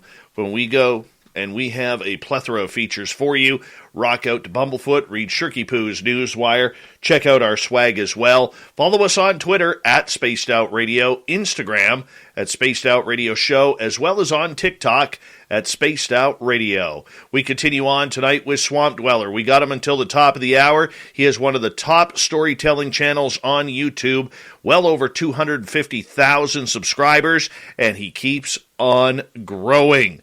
Yeah, we love him around here. Swamp Dweller, welcome back. I'm like a roach. You can't get rid of me, brother. All right. We never want to get rid of you, my friend. Kason in Sri Lanka is joining us and is asking, when you curse, Swamp Dweller, is it true that the curse comes around and hits you tenfold? Have you heard of that with your stories? I guess it really just depends, like I said earlier, on the ideology of, what kind of curse it is. But, yeah, I'm sure in some cultures that's how it works. All right. Aiden has a question for you. Have you ever done any stories on the Russian sleep experiments? I have not personally narrated them on my channel. I actually read one that was inspired by it, and it was a little bit different, called the Arkansas Sleep Experiment, which was really cool. But no, I haven't narrated that story in specific. But it is a classic, and it's actually one of the first narrations, creepypastas I ever heard myself. Oh, yeah, that story is just freaky. For our listeners who may not know that story, give a quick detail about it. Essentially, it's these Russian scientists put a couple of people in a room where basically they sleep deprive them. They give them this medicine and this food, I guess, that keeps them up and all that. And there's something in the oxygen that keeps them awake as well, something along those lines. And eventually, over time, they all just go insane, kill themselves, do kind of all kinds of wild stuff, basically things that would numb your mind if you ever had to experience or see for yourself. And it just gets crazier and crazier. I mean, I really think they should make a movie out of this story, but I would highly recommend checking it out on Mr. Creepypasta or somebody like that. They do great renditions of those stories. All right, Michael Leger is asking, have you ever found a politician while out looking for the paranormal? Man, I'll tell you what, brother. It seems like every time I'm looking for a ghost, I stumble upon a politician. I hear you there. I hear you there. All right, let's get over to Dirty Filth, our resident artist around here on Spaced Out Radio. He also is part of our booking team. Hey, Swampy, what kind of tunes do you like to listen to? Honestly, I love to listen to everything. I've always been a big music fan. I know it's pretty cliche, but I listen to everything from raunchy SoundCloud rap to super heavy death metal. So I like a little bit of everything, but yeah, very diverse. Literally, my playlist will go from some hip hop to metal to rock to techno or digital music, whatever you want to call it, electronic music. I like a little bit of everything. If it makes my head bop, I like it. Right on. Right on. And now, Monica here is asking, she says, I found Swamp Dweller's channel and binged the videos. My favorite things are Sam White Owl's letters and hearing SD, as in Swamp Dweller, say simultaneously. I would be remiss if I didn't ask, how's Sam White Owl doing? Sam is doing well. He actually just sent in another letter that I need to familiarize myself with a little bit, since I've never heard of these creatures and got to educate myself here. But yeah, he's doing great. He's got another great experience and encounter to share with us. And I'm very excited to see how that series keeps going. This is letter 15.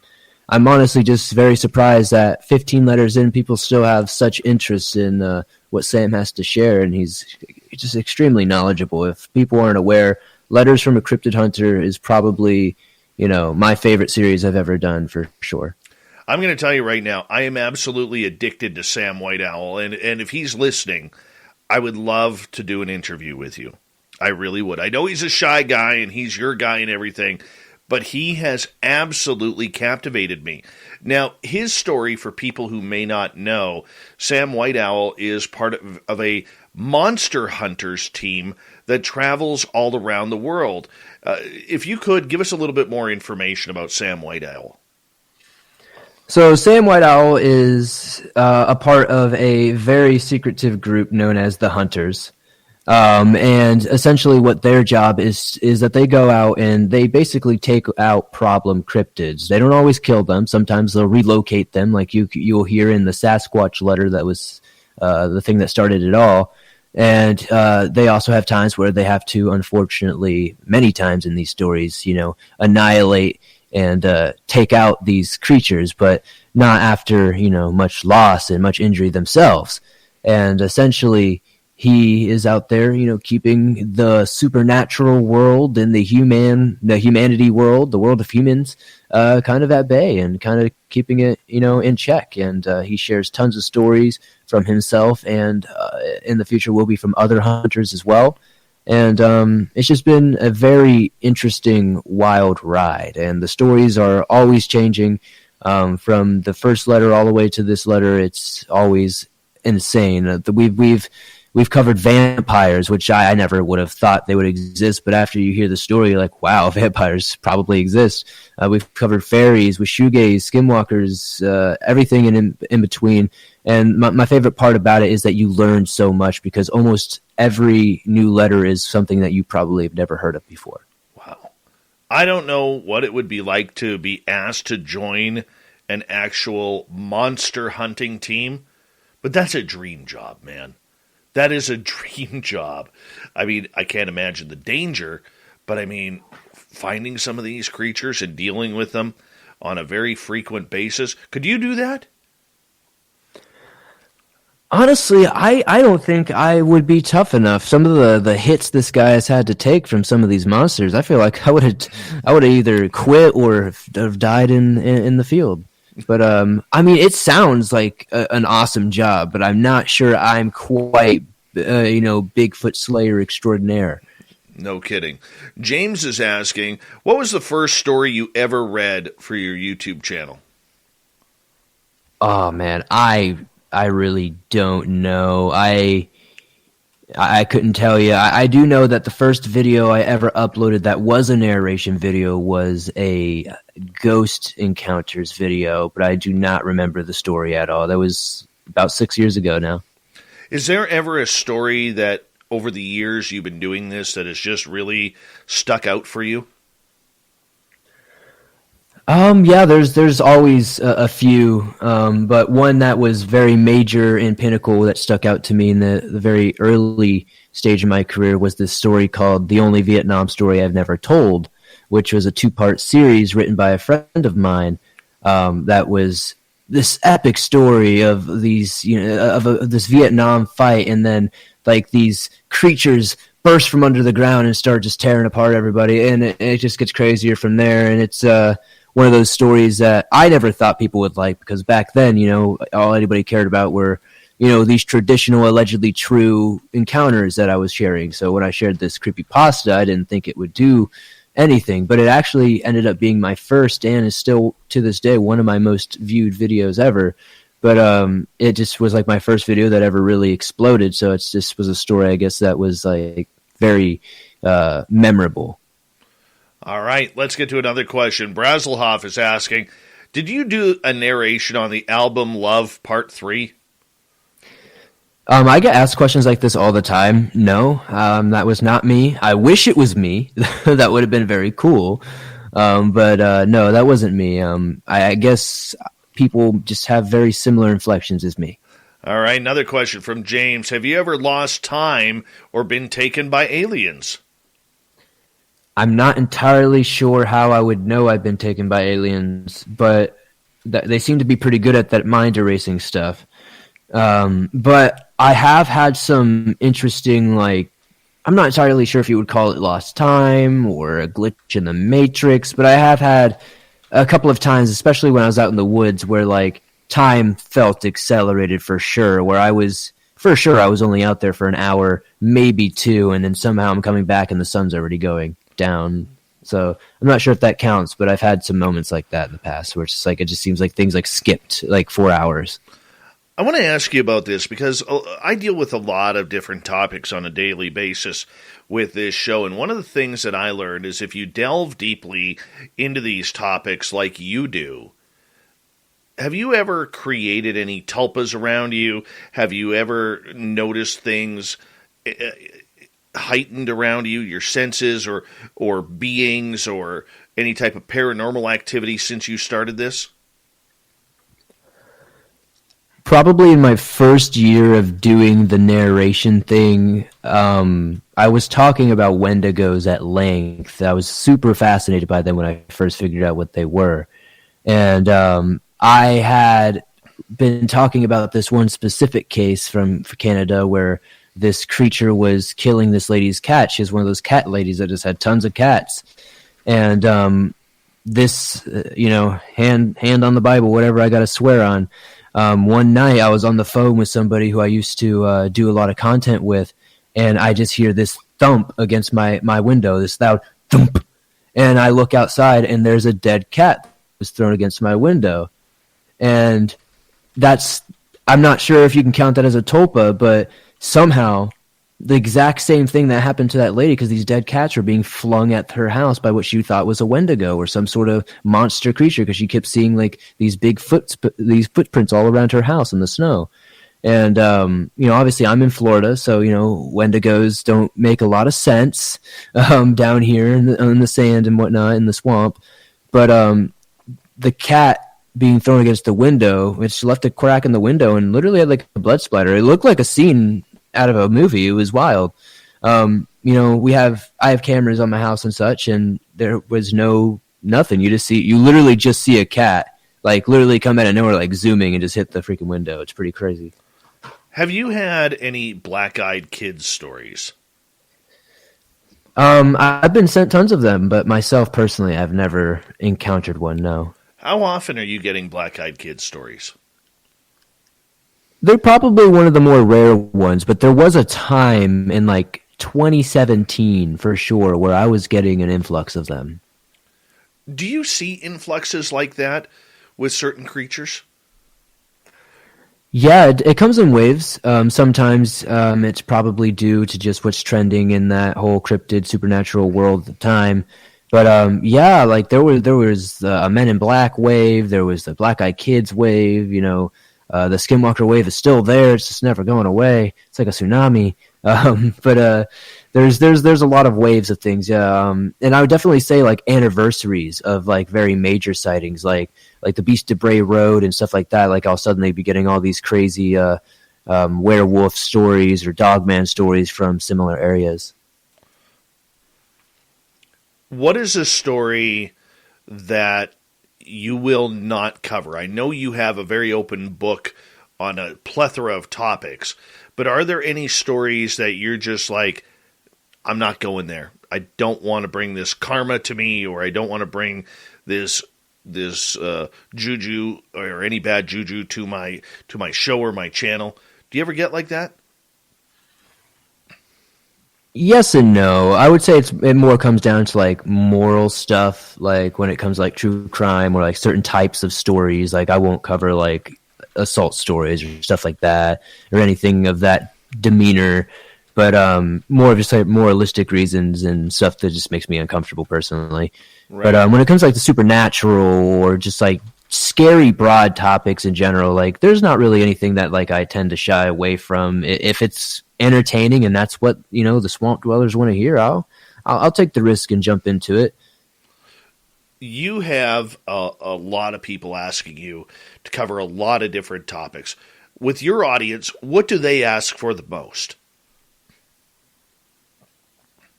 That's a good question. They definitely ask for, I'd say, Sam White Owl the most, for sure. Ever since Sam White Owl has joined us in the Swamp family, he has become, the number one most requested thing. But outside of them, probably like Skinwalker stories and just deep woods, state park ranger stuff. I know a lot of people have been upset that I haven't covered park rangers in like a year, but I do have a lot of good stuff coming in the park ranger realm soon, so it's going to be good. Oh, I could use an update on that. Those ones trip me out. They really do. Oh, my goodness. I was listening to one of yours the other night where a cop and his dog and a volunteer were out looking for a father and son. And then in the sunrise in the morning, or they kept hearing the wolf calls or the wolf whistles, pardon me. I was just enthralled. I couldn't fall asleep. I had to listen to that one to the end. Oh, definitely. There's a lot of good strange ones out there. I love the park ranger stories. I wish we had more time. I would definitely share some. We got time for one. We got about 8 minutes. If you want to share one, that's great. If you don't, we can move on to more questions. Let's definitely hit some more questions. I see a couple more in there. All right. Let's go to Teresa, who will be attending our Vegas party for our listeners, April 22nd to 24th at the Golden Nugget. She is asking, what about creepy clowns? What was with that? Do you think it was paranormal? I think most of it was definitely just people being idiots, but that was an interesting trend for sure. But there definitely was some weird supernatural encounters for sure. I got sent some weird stuff around that time. Personally, I'm not like scared of clowns, but I don't like clowns. Like if somebody were doing that to me, or if I saw some sort of supernatural clown, I'd probably do my best to run it over with a car or something. Oh, I hated that. Because I can't stand clowns. Clowns to me rank up there with sharks in the ocean. I don't do clowns. I don't do the ocean because of sharks. And they just freak me out. But when all of these people, were trying to go around scaring people, like back in like 2016, 2017, I loved it when all of a sudden the videos of people starting to fight back and beat the tar out of these idiots. I loved it. Vigilante justice sometimes works. You know what I'm saying? It really does. Definitely. I agree. I agree with you. We got about 6.5 minutes here with Swamp Dweller tonight before we have to say goodnight to him. But for you, as you continue to push the edge of all of these different types of stories, where do you want to take your channel? What's next up for you? Honestly, I just want to continue to put out better narrations. I want to put out better sound quality. I want to change the way I just want to change, what should be expected of a narration channel in this field, whether it's sci-fi, horror, anything, and working on some audio books and just, working on a lot of interesting narration content for sure. Just trying to continue to, just provide the highest quality that I can. And, if you're not learning, you're definitely falling stagnant. Oh, very. Whatever you're funny, Peacock's got it exclusively.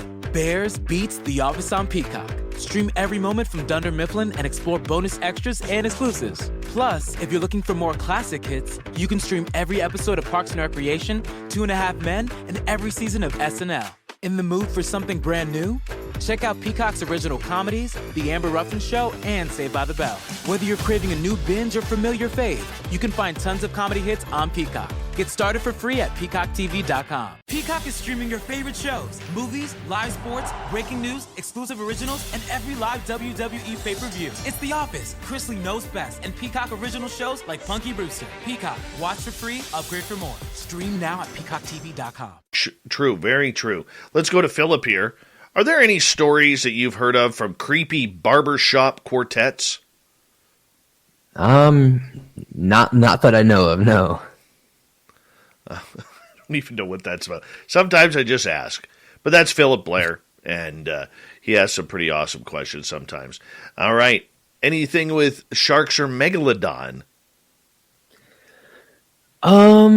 Man, I don't know now that I think about it. I've read some weird stuff back in the day. Like one of my first deep ocean videos was these stories of these phantom giant great white sharks that were being seen around Hawaii. They were massive, the size of small boats and stuff. And they were apparently attacking surfers and attacking boats and stuff. But outside of that, I've not really done much on sharks. Maybe I should try to get people to send in some shark attack stories or something. Oh, yeah. That is absolutely... Yeah, I'm going to tell you right now, I will not listen to that one. I am so petrified of sharks, man. Petrified of sharks. I love the ocean. I do. Okay, the ocean is good for a distance. It could be over there. Just push it to the side a little bit. Because I know if I put my pinky toe in the water, that fin is going to come out of the water. I know. It's just going to happen. What scares you, my friend? Man, I have some pretty irrational fears, but the thing that scares me the most more than anything is death. That's for sure. Like just dying, the nothingness or whatever could potentially be there. It just pains me. I hate not knowing. But besides that, I used to be, and until recently, I'm not entirely sure what changed, but I used to be deathly afraid of horses because a horse attacked me when I was like 7. So if I would actually cry like until like probably like 15 years old, if you would like put me near a horse, I was so terrified. Yeah, not me. I'll take a horse. Not a problem. But, clowns, sharks, and large snakes. No. I've been swimming by giant alligators. I've been swimming by sharks and all that. Being in Florida, we see it all. But you put me at one point, if you would have put me near a horse, Maybe what I'll do just to scare you one day is I will actually send you a picture of a horse. Oh, it's not that point. Like I'm not scared. It's mainly just like if I'm next to a live horse. But even now, I don't care. I have a friend whose mom has a bunch of horses, and we always help fix the fence and stuff. And I've kind of just gotten used to it. But yeah, that one bad experience had me scared for many years. I don't blame you. I don't blame you at all. All right, as we start to wind things up here, when we go, what do you want your audience to know about your channel and you that maybe you haven't shared? Something I haven't shared. I'm not sure what much more there is to say outside of that. At the Swamp Dweller channel and the Dark Swamp Entertainment in general, we provide a promise of consistency, of high quality, of daily content that's not going to cut quality to, simply have daily content. And when it comes to what we do, it's to the best of our ability vetted, and, it's as authentic as it can be, and if you're looking to share your story with a community that's very uplifting, very positive, and very intrigued by the anomalous and the unknown, well, the Swamp Dweller channel is definitely the place for you. Swampdweller.net is where you can send in stories. You can also find an email to send it directly to me as well in the description of every video of mine.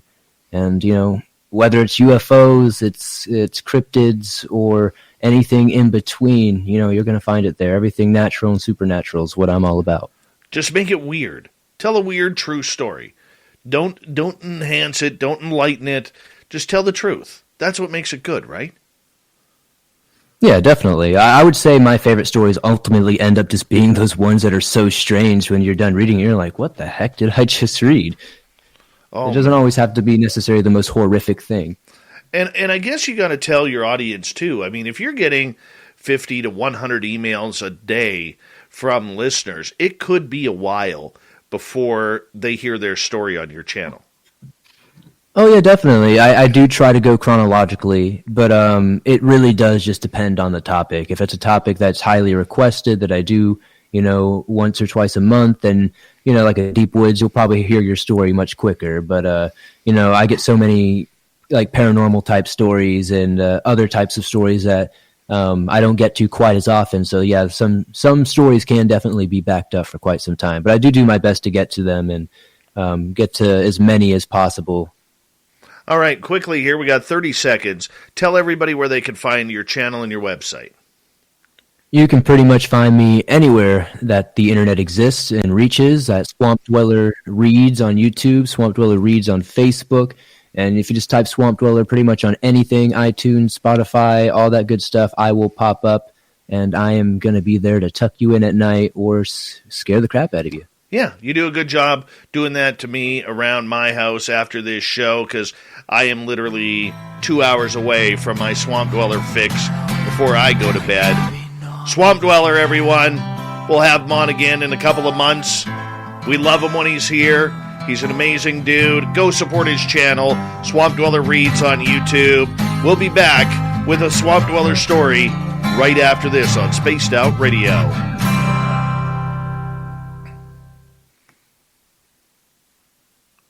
All right, we're clear, buddy. Great show. Awesome. Thank you so much for having me on again, Dave, and thank you, everybody in the Spaced Out Radio world, or as I like to call it when you were gone, this is the Swamped Out Radio when That's I'm okay. here.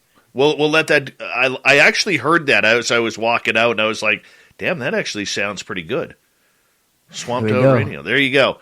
You know, hey, I'm free. If you need to... You had mentioned earlier on Instagram when you messaged me that you were going to give me a call. I am free this weekend if you need to ring.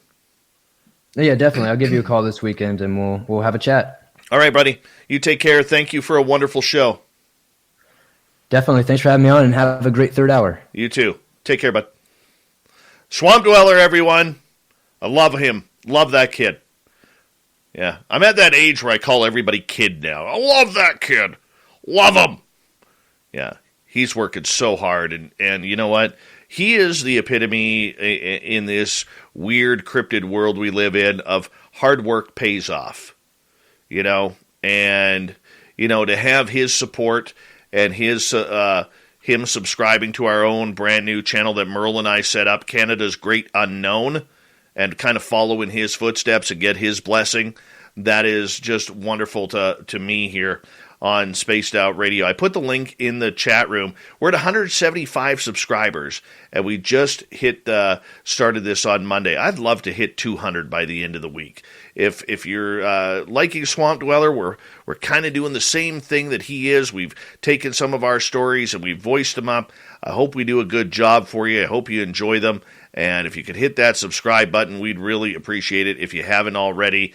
But, yep, you know what? You got to learn from one of the best, and that's what we're doing, Merle and myself. And, you know, it's funny, when Merle and I were setting it up, he's like, how do you want to do this? And I literally said to him, well, what would Swamp Dweller do? Literally. I know that sounds friggin' cheesy, but that is the truth. That is exactly the truth. So, you know what? Thank you to Swamp Dweller for being an absolute inspiration for us to start that channel up. We're going to hit one of his stories, then we're going to get to Super Duke from World Bigfoot Radio. Then I am going to go and give the thought of the Dave and go from there.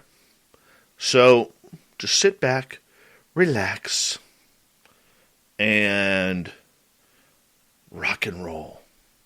Rock and roll. Super Duke is in the hot seat. He is on deck. Let's check out his mullet. There it is. Look how beautiful that's looking there. Look how beautiful that's looking. Warmest. Yeah, it's recently stylized by crashing on a mountain bike. You okay? No, I got hurt pretty bad yesterday. Holy shit. So I'm in good enough shape to do a few minutes on here, and then that's it. I'm done.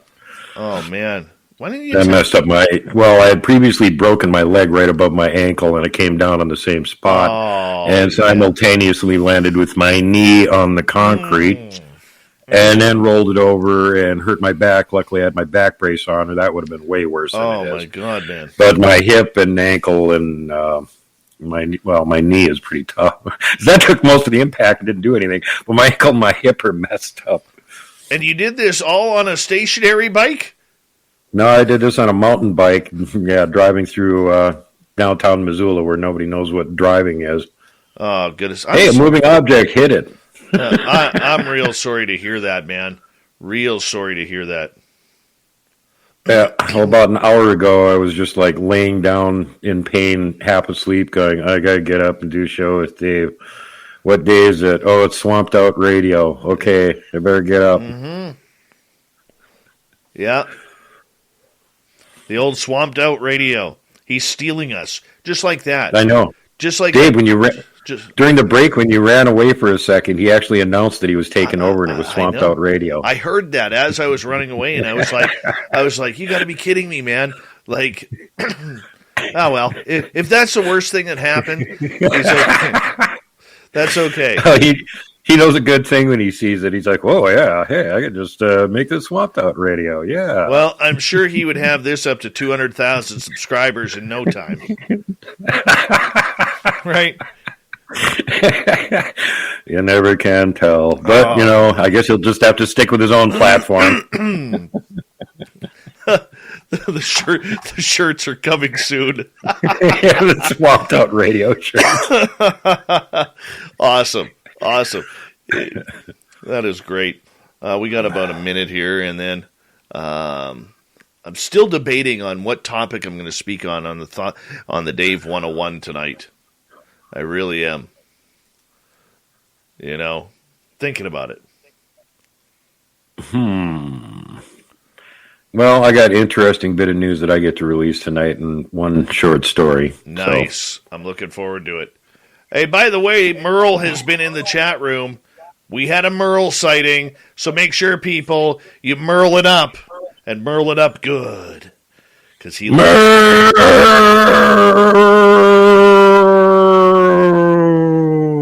Oh, that is nice. You got to warn a guy about that, man. You got to warn a guy about that. A person could get... That's when Merle comes into the chat room and you're so surprised you fall off a cliff. Yeah. Here it comes now.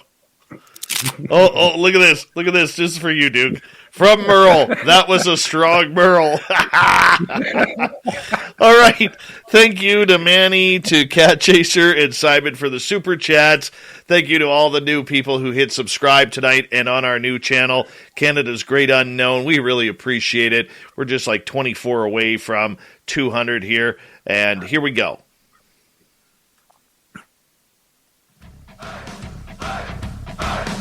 Would you like to connect with us? Head to spacedoutradio.com for all your latest show info. Now, back to Dave Scott and SOR. Here we go with the third and final hour of Spaced Out Radio tonight. My name is Dave Scott. Thank you so much for taking the time to join us.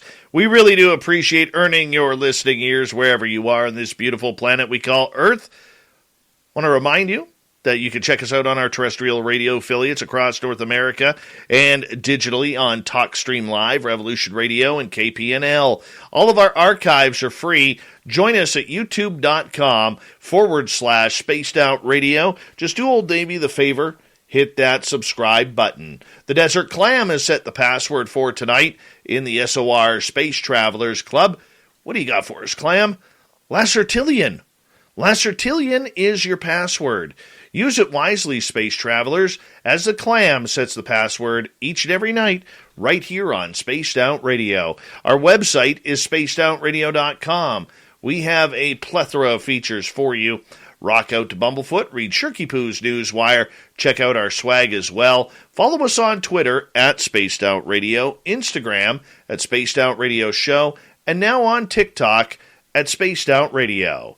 Well, we had him on as a guest. Now it's time for the feature. Swamp Dweller returns with another exciting spooky story. Hi, Spaced Out Radio listeners. This is Swamp Dweller. It's time for your nightly dose of spookiness on the show. If you have an interesting encounter or a spooky story that you would like to share, be sure to submit them in at swampdweller.net. You can also find our YouTube channel at youtube.com/swampdwellerreads. Now, let's chill out, relax, and together, let's enter the swamp. I used to spend my summers in a tiny little town in rural Nevada. My grandparents had about an acre of property that was connected to my great-aunt's 2-acre property. It was a tall, high desert landscape, right on a riverbed. It had tons of huge cottonwoods, and weird things used to come up from the river all the time. Badgers, cougars, etc. I had 4 loud and fearless dogs that kind of roamed our part of the property, and kept us aware of coyotes, deer, etc. If anything came near our fence line, you would know. So basically, to paint the picture, it's a country setting, with loud barking dogs, lots of critters everywhere, etc. Well, my aunt's property had 2 houses. There was her main house and this house called the doghouse. It was built when her husband was still around. It was pretty much his man cave. It was super tiny 1-bedroom house, and it had a huge garage for doing metalwork, carpentry, machine stuff, etc. It was filled with his fishing and hunting gear. His friends would come over and they would drink beer while working on stuff. He passed away about 6 years prior to this, At this time, my aunt sold things that she no longer used and rented it out. She had this woman named Sherry rented out first. I was 9 or 10 at the time, and Sherry soon became one of my favorite friends. She considered me like a granddaughter. We were both obsessed with ghost TV shows, the like. This was right when the first ghost hunter type shows were coming out. Ghost stories, all kinds of cool stuff. I was a weird little girl and wanted to hunt paranormal type stuff. There was a lot of quote-unquote evidence that maybe our property had paranormal activity. I was constantly outside trying to see what I could find. I'd always force all of my friends to explore at night with me. It was kind of fun. So, Sherry and I have lots of popcorn and getting ready to watch our scary ghost reality show. Her daughter-in-law and her grandkids also join us. Before the show started, I heard my dogs going crazy outside when my grandpa was yelling at them to shut up. The good old rule of life. We looked outside and saw nothing at the time. We eventually got settled in and gathered around to start watching our show. Her son hung out on the computer and was surfing the internet on what had to been some of the worst dial-up ever. He was pausing in between loading old internet pages and watching the show, kind of not as into it as the rest of us. This continues for about 20 minutes when he looks around, pauses, and then says, "Mom, don't freak out, but there's a man staring at you from the window." So we all look up and there is a huge guy with his hands over his eyes peeking into the living room, staring straight at Sherry. He's looking through a small paned window that was above a fireplace, so we can see his head. We all just kind of sat there in pure silence and terror, and looked around at each other as this was happening. I immediately freaked out and shrank away into the blankets because I was terrified. It only takes a few seconds and the man at the window darts away. We then hear a loud pounding at the door. We all just kind of look at each other in pure terror and shock, because we are setting ourselves up to get spooked, but holy crap, we are not expecting anything real. Finally, her son says, "Well, is somebody gonna get the door?" We all say no, and I continue to shrink away into my blanket on the couch. Her son grabs a gun and runs to the door. He doesn't see anyone through the peephole. He slowly opens the door to find whoever it was had taken off. We called my grandparents, great aunt, neighbors, and no one was out there. No one had any idea who could be either. We then called the police, and they came out and took our statement, but nothing really ever came of it because they never found anything. Whoever it was ran away really fast. It was a dumb, unnecessary, scary moment. It was something that I don't think I'll ever forget. Oh, thank you, Mr. Swamp Dweller, for another exciting story. Make sure you check him out on YouTube at Swamp Dweller Reads. And it is time, once again, for us to head into the forests of North America. World Bigfoot Radio's Super Duke Sullivan and his blindingly fast cape. Here we go.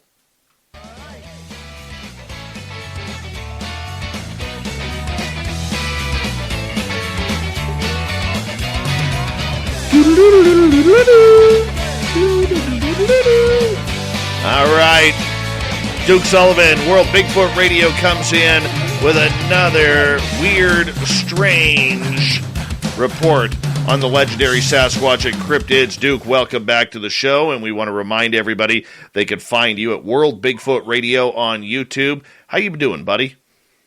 I am hurting. Gotten crashed yesterday and trying to recover from it, so bear with me. Well, the main thing is, in looking at you on our screen here, your hair looks fantastic. The body may be a little bit sore, but your hair looks perfect, man. Yeah, you can't see the body cast from my hips down, but no, I'm just kidding. No, my hair looks great because it just crashed and landed on my head. That always does a great hairstyling job. Truth. Very much truthful. What do you got for us tonight? Well, I got a combination of both things that I promised. First of all, I mentioned to you guys, and I'm going to start out with the story, and then we'll go to the update recent news one. I said, I was going to try and find the original version of the Daniel Boone encounter, and even with both teams working on it, they have not found it yet. We've got short versions of it, but I'm not going to give that to you. This one, on the other hand, is Davy Crockett's encounter. 5/15/1836, Nacogdoches, Texas, Davy Crockett and the Bigfoot's Prophecy. In a letter addressed to Abner Bergen, Davy Crockett recounted the following tale. William and I were pushing through some thicket, clearing the way, and remember this is Nacogdoches in Texas in 1836. There was nothing there but woods. When I sat down to mop my brow, must have been hot, I sat for a spell watching as William made his good and fine progress. I removed my boots and sat with my rations, thinking the afternoon is a fine time for lunch. As the birds whistled and chirped, and I ate my small and meager ration, I tapped my axe upon the opposite side of the felled tree I rested upon. Whether it was Socks are the #1 most requested item at homeless shelters. Underwear second, and shirts are third. At Bombas, socks were first, made with comfortable details for everyday wearing. Then underwear, and shirts too, all designed to perfectly fit. At Bombas, every item you purchase means you're donating an essential clothing item to someone in need. One comfortable clothing item for you, one donated to someone in need. Bombas, comfort for all. Get 20% off your purchase at bombas.com/comfy. If you love to be remembered as the person who gives the best birthday gifts, I'm here to tell you that 1-800-Flowers.com is your ultimate birthday gifting destination. 1-800-Flowers has thoughtful and artfully created options that are guaranteed to deliver the best birthday surprise. Shop thousands of unique gifts at 1-800-Flowers.com for exclusive offers and great values. To order today, visit 1-800-Flowers.com/tune-in. That's 1-800-Flowers.com/tune-in. the axis disturbance or possibly the heat of the high sun which caused an apparition to slowly form in front of my eyes, I know not. As a Christian man, I swear to you, Abe, that what spirit came upon me was the shape and shade of a large ape man, the likes we might expect among the more bellicose and hostile Indian tribes of the territories. The shade formed into the most deformed and ugly countenance, covered in wild hair, with small and needling eyes, large broken rows of teeth, and the height of 3 foundlings. I don't know how tall that is. I spit upon the ground the bread I was eating. The monster then addressed a warning to me. Abner, it told me to return from Texas, to flee this fort, and to abandon this lost cause. When I began to question this, the creature spread upon the wind like the morning steam swirls off a frog pond. I swear to you, Abner, that whatever meat or sausage disagreed with me that afternoon, I forswore all beef and hog for a day or so afterwards. We all know what happened at the Alamo shortly after that. Most Crockett scholars ignore this passage as a silly story told to entertain his friend in a personal letter, though some Bigfoot scholars remain convinced the creature reached out and tried to save the frontiersmen from the horrible fate that was about to befall him. And there you go. That's Davy Crockett's account. They should wonder what the heck was going on there, because most of these frontiersmen, they don't go around hallucinating. No. They're as hardcore, hands-on, real world as you can get, because they live in it all the time. You know what I was... And even he thought there was something weird going on there. Am I hallucinating? Did I eat some bad meat or something? You know what I got to think about this, Duke, is every time you tell one of these very old stories about Sasquatch, the creature seems to be almost malevolent in a way, much more than what we see today. The main reason for that is the same reason for the Weekly World News and things like that. It's clickbait. The stories that are more terrifying, the more monster stories, are the more enthralling ones that, of course, get spread all over the place.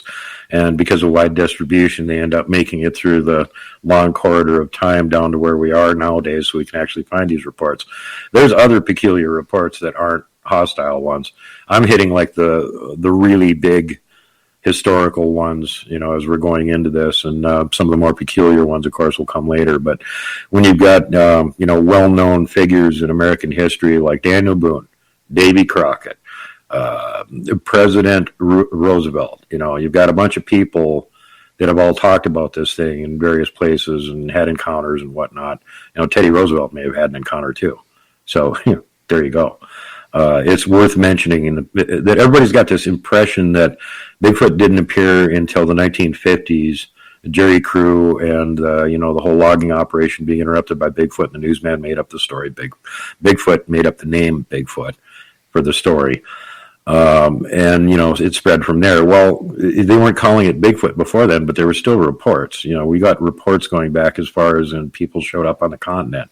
There's been reports. They just used to call it something different. They called it a wild man and in the case of Daniel Boone, he said he had a fight with a Yahoo. That's what they called him in his local area. So if you go look for Bigfoot, you're not going to find it because, Daniel Boone reported it as a Yahoo encounter. Do you find that a lot of these stories that are of the older dates are still quite relevant to the research today? Oh, yeah. I mean, for a long time here, we've been going through this flesh and blood versus paranormal thing in the community. Well, there's an example from Davy Crockett. Pretty level-headed guy. He was in Washington, D.C. shortly before this happened and decided that he didn't want to be in the government anymore. And if you recall the famous saying, he told everybody, "You gentlemen can all go to hell. I'm going to Texas." So, he was not only an accomplished frontiersman, he was actually a politician, all-around smart guy, presumed to be level-headed and sober. And, here he is in the woods in Nacogdoches having a Bigfoot apparition appear in front of him and tell him, "Go back, you're going to get killed." What? Doesn't sound like something that should be happening. No kidding.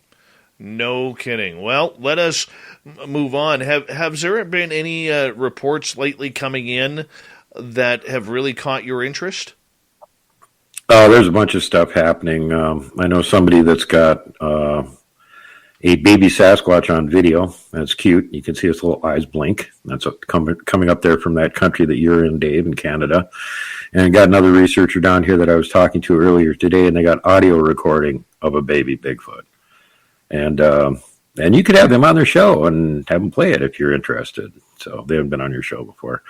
But the big news right now that nobody knows about yet, because I haven't bothered to tell anybody, it has to do with the Patterson-Gimlin film. Oh boy, every few years we have to go back and revisit the Patterson-Gimlin film again. And in this case, it's because apparently when the Patterson-Gimlin film was first shown in theaters, Roger Patterson had, of course, access to the whole film. He filmed it. Everything didn't go into the final cut. Pieces of it were left out for length, whatever. This is a scenery shot I don't need, blah, blah, blah. And there's always been a rumor circulating around that there was some actually good stuff that didn't get included in that video and released to the public. And as it turns out, apparently that is the case. There is more video, which has just come into the hands of somebody, and they are looking to try and get it out on the market. In fact, they want to sell it to somebody. If they want to buy it and actually put out a movie on it, it is available for purchase. But it shows another additional Sasquatch that was in the original video. And there's, I can't really go into a lot of detail. I'm not allowed to. But it's the Patterson-Gimlin film. It's a missing piece from the Patterson-Gimlin film. It shows another Sasquatch. Really? How is that found? How has that been forgotten for 50 plus years? Oh, dude, there's been so much fighting about how many. First of all, Roger, at the time that he was touring this around, he was making copies because they were showing them at movie theaters. Right. So you'd have more than one copy with you. One of them burned up or fell in a mud puddle or something. What are you going to do with the next showing, right? So he had multiple copies of this that he was dragging around with him. And one of them, apparently, the story here is that the original version that was uncut fell into the hands of this person. Now, from what I've been able to figure out, there may have been two original versions that were uncut. The Russians have their hands on one. And the other one, I'm not sure where it came from, if it was yet another full-length copy of the original that he had made or where exactly. And those details aren't being leaked yet. But whoever has this, they've apparently got the full length of it, including all the cut video, and it's got another Sasquatch on it. Apparently what Roger was planning is after the initial hullabaloo died down and everybody was kind of bored at looking at the Patty video, he was going to turn out another video that had this additional piece of video in it and then go shop that around, bring it to all the movie theaters and whatnot, keep everybody's interest going. presumably to help him fund getting out in the field and doing more research. On his deathbed, he told Bob Gimlin that's what he wanted to do. He was looking forward to getting more funding and getting out in the field with Bob again, which, of course, never happened. But so that's the whole backstory on this. So if there's anybody out there that's filthy rich and wants to purchase this piece of video and make a movie out of it, it's available for $16 million. Would you buy it if you had the money? If I had as much money as Elon Musk, I'd snap it up. I happen to know that, there is a full-length version of this, and that it is in the hands of the Russians.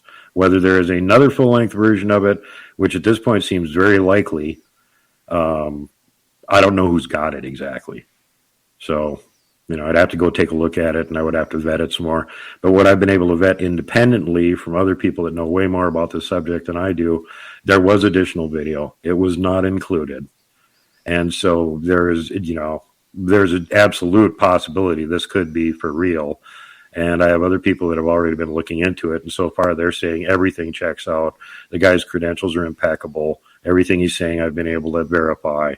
So, it looks good, actually. Promising so far. I haven't seen it myself. If you had that smoking gun video, like the Patterson-Gimlin film, would you release it? Knowing what they have gone through the last 50 years? Oh, sure. I'm already getting hell for everything. Why not actually make some money off it? Would I release it? Of course, I release everything that I get. And if I'm allowed to release it by the witness, it comes out. This is and where... The other thing is that this is there's another controversy about this film that MK Davis and a few other people have talked about, because there's long been this rumor that there was additional video around. And they're all saying that the additional video shows that there was a massacre at Bluff Creek and a bunch of Sasquatch were shot, and that's on the video. And from what I'm getting from this side, that's not on the video. It was never filmed. There's nothing like that. It's just more additional video, and there's an additional Sasquatch in it, a smaller one. Yeah, I've always heard the rumors that there was a tiny Sasquatch in that one. I've looked at the original film. I can't see it. I mean, it looks like Donkey Kong from the original Atari series in 1984. All right, which is one of them big square blocks. I just don't see it, Duke. I don't see it. I mean, hey, if it's there, it's there. When Patterson and Gimlin had that video created, or they filmed it, pardon me, they didn't have it created, but when they filmed it, did they see any more Sasquatch besides the first one? I'm not sure if they claim that they saw more or not. I mean, the only remaining one is Bob. You'd have to ask him that question. They knew that there was more than just that one around there. That's why Roger yelled to Bob to pull his rifle and cover him when he ran to grab the camera and tried to run toward it and film it. Bob rode the horse across the river and covered him. And while Roger was running toward it trying to film it, that's when Patty turns and looks back over her shoulder. She's looking at Bob Gimlin with his rifle that just rode the horse across the river. She isn't paying any attention to Roger. So, yeah, there were other Sasquatch there. And Blaine Tyler, who's been on your show before, has done some pretty extensive breakdowns on all the original released video that was put out on the Patterson-Gimlin film, including the intro part where they're walking down the road and there's tracks and all that kind of stuff. And he's found several more Sasquatch in it. Absolutely, they're there. What's going on here is this is not in any video that you have ever seen. Has not been released to the public, ever. It's a piece of video they shot, which was never released. So this isn't something where, I think it's supposed to be in here or something. No, you've never seen it. It hasn't been released to the public ever. My goodness. This could really put the entire Sasquatch world and tip it over a little bit. Well, if it's authentic and it is part of the original footage, it tends to buttress that there was really an encounter there and they really were filming Sasquatch, because here's another one that they got on the same video. And if you think about Roger, the way he did things, it kind of makes sense that he would do that like that, because, I got lucky. This is like the most luckiest thing that could ever happen. I managed to actually get a Sasquatch on camera. Well, if you got two on camera and they weren't right in the same frame at the same time, I can see how he'd be tempted to go, well, I could do a part two. and put this other video out in a few years and then tour that all over the country for a few years. Put it out as an NFT. He'll get his money. Some of the stuff they're selling on NFTs these days, he'll get his money. He will get 7 figures for that. That is for sure. Yeah. Quickly here, we got about 35 seconds left with you. Where can everybody find your information? World Bigfoot Radio, Duke? You can get Old World Bigfoot Radio at YouTube, Bright Eon, BitChute, Rumble, and Odyssey, and you can find my support groups on MeWe. It is World Bigfoot Central, and on Facebook, it is Montana Bigfoot Project. There you go. Wonderful. It is always a good time with you on here. We'll talk to you next week as we take a few days break with Bigfoot Radio. You make sure that you go get healthy here, buddy. You know, we don't want to... Yeah, I'm going to try not to do any more crashing until at least I heal up from this one. All right. Be safe out there. And coming up next, we have the Dave 101. We have Shirky Poo's news and the thought of the Dave. A jam-packed final half hour of Spaced Out Radio is next. Stay tuned.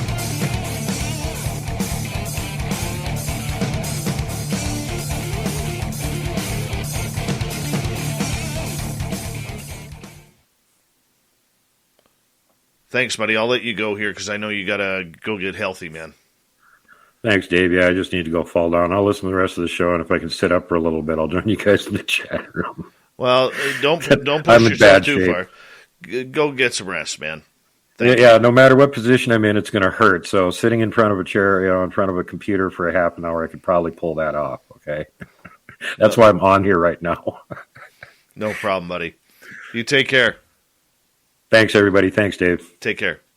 Duke Sullivan, World Bigfoot Radio, everyone. Love him. Love him. You know, Duke is one of those guys where he's just as honest as the daylight. He really is. Like him. Or really like him. You know? Just my kind of guy.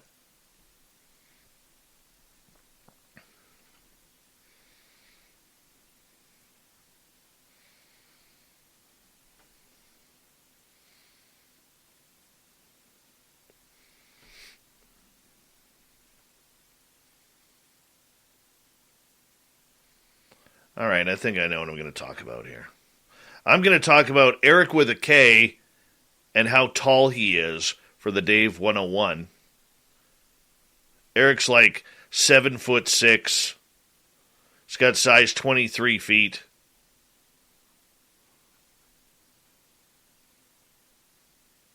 I'm teasing. Hi, 416. How you doing?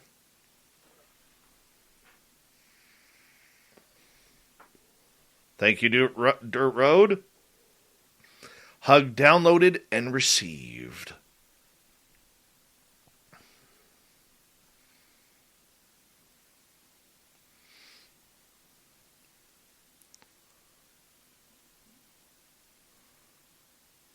Can do, Eric with a K. It'll be about just over an hour from now. Because I have to edit the show after.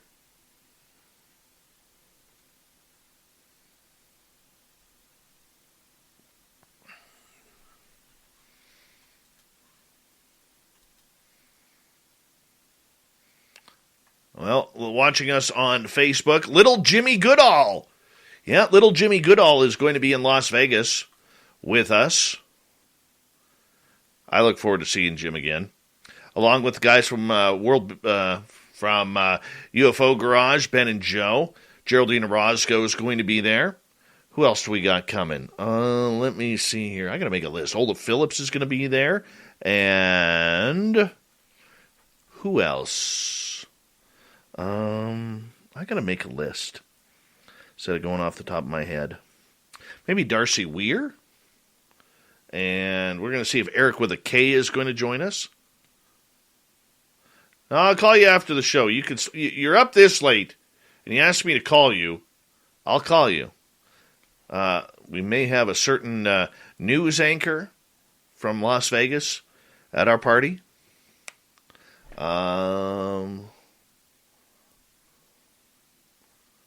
Let's see. Who else? Bigfoot Michigan Rob is going to be there. Nate Rudd from Wibbs is going to be there, along with Hallmark Corey.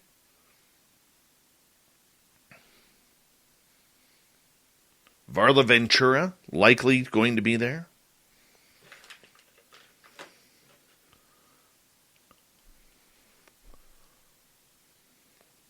Hey, Super Duke, you're back.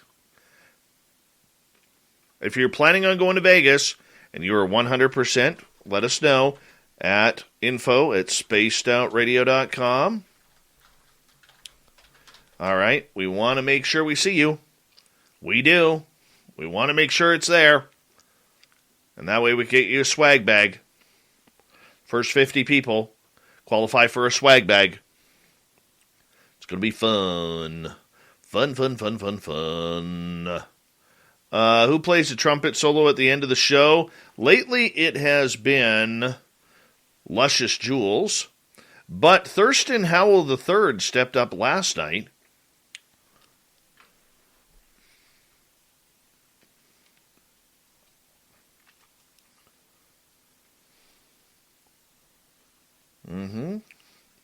And if you haven't already, we would appreciate if you go and hit subscribe on our brand new storytelling channel called Canada's Great Unknown. See, we have spooky stories up here. It's not all about hockey, beavers, moose, igloos, dog sled teams, frozen trout, pancakes, maple syrup, and Tim Hortons donuts.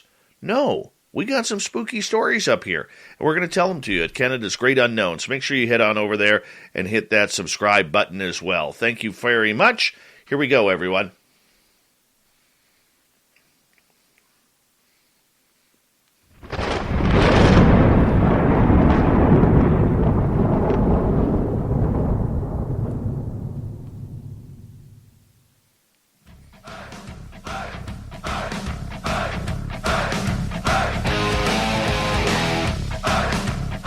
We've rounded third. We're heading for home tonight on Spaced Out Radio. My name is Dave Scott.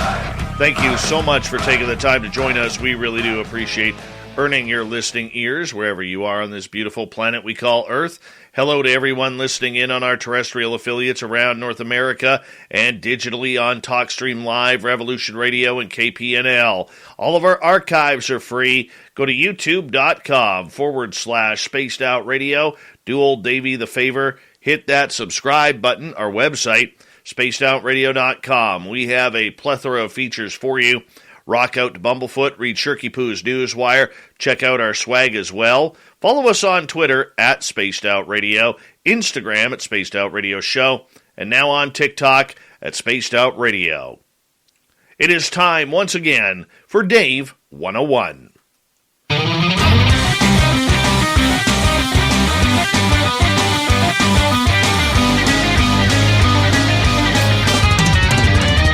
It's time for Dave 101.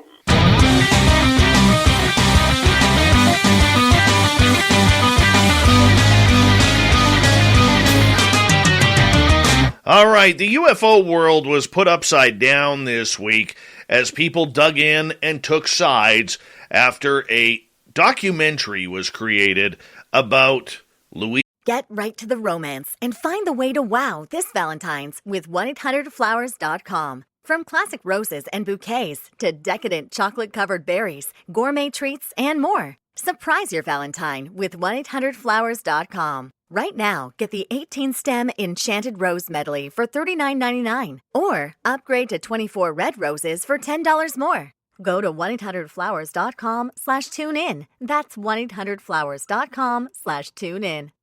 Get right to the romance and find the way to wow this Valentine's with 1-800-Flowers.com. From classic roses and bouquets to decadent chocolate-covered berries, gourmet treats, and more. Surprise your Valentine with 1-800-Flowers.com. Right now, get the 18-stem Enchanted Rose Medley for $39.99. Or upgrade to 24 red roses for $10 more. Go to 1-800-Flowers.com/tune-in. That's 1-800-Flowers.com/tune-in.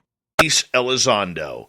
For people who do not know who Luis Elizondo is, this is the man who came out in 2017 saying that he ran the ATIP program at the Pentagon searching for UFOs. He has since become a very polarized figure within the community, first starting out with the To the Stars Academy, and then leaving them last year in order to go it alone and be that individual who is going to help ruffle some feathers and ruffle the skins of the politicians who really had no idea that UFOs were actually flying around the United States' friendly skies.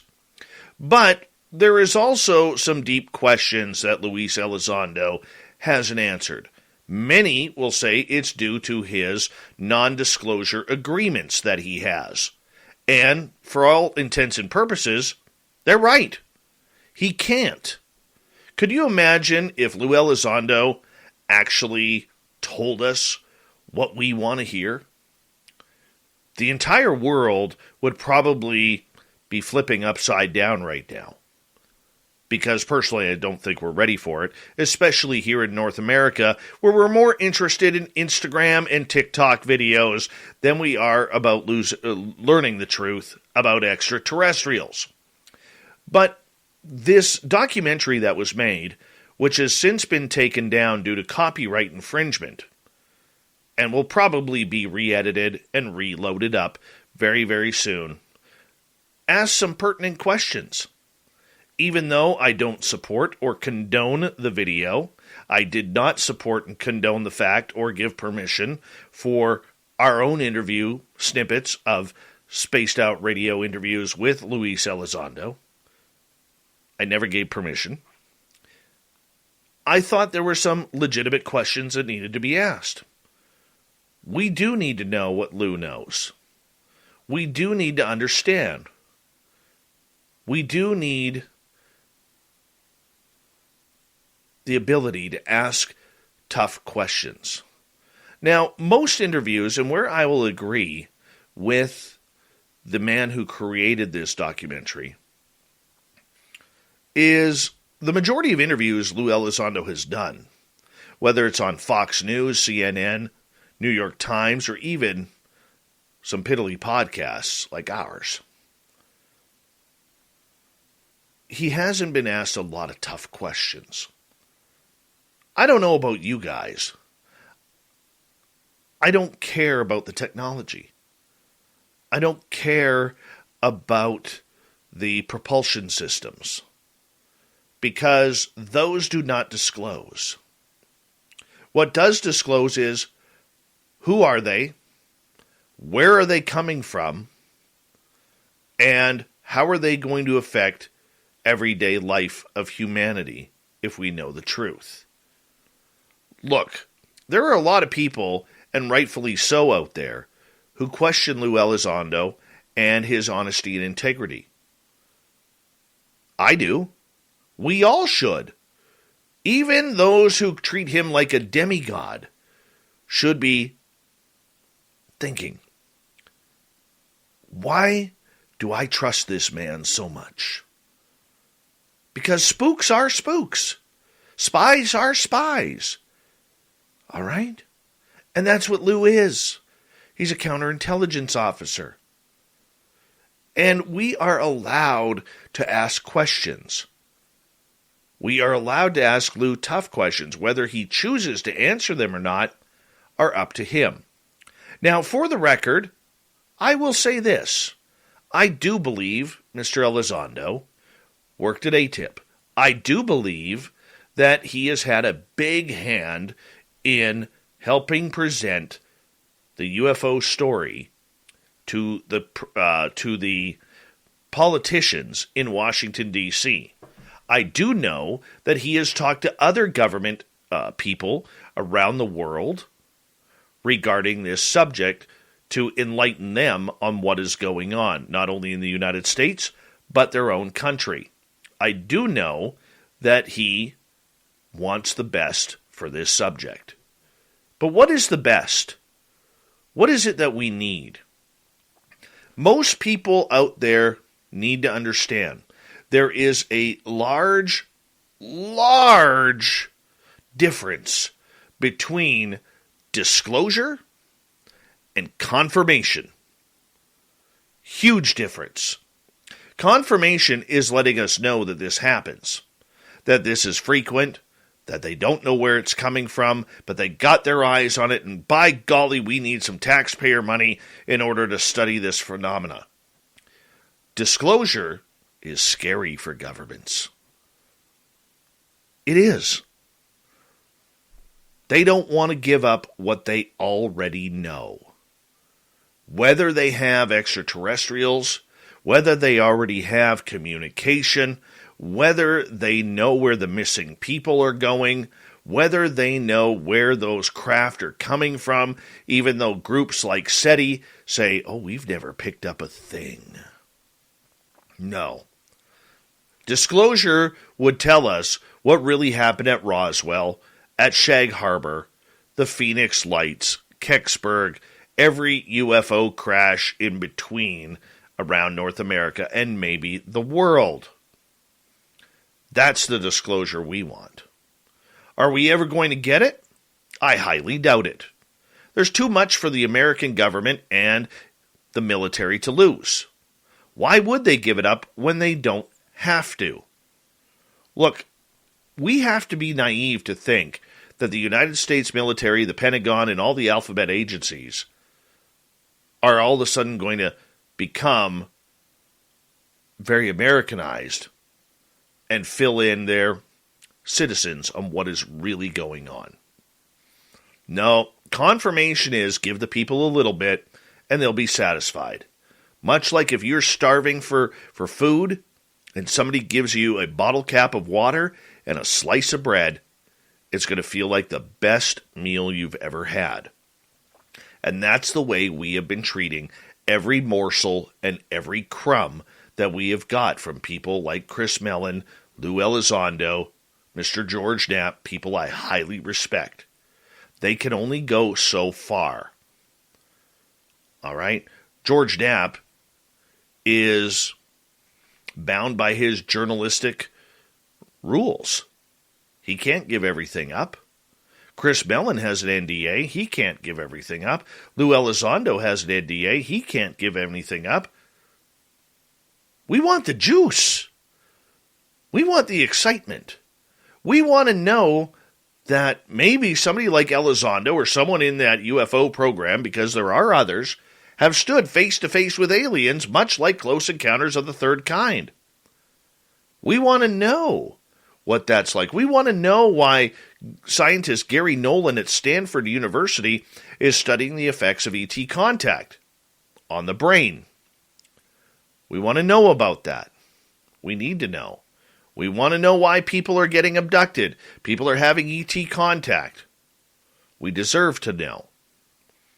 But do they want us to know? And no, I'm not talking about the aliens here. I'm talking about the government. So when it comes to this documentary, as we start to round it back here for a second, the documentary isn't pleasing. I think it's very opinionated.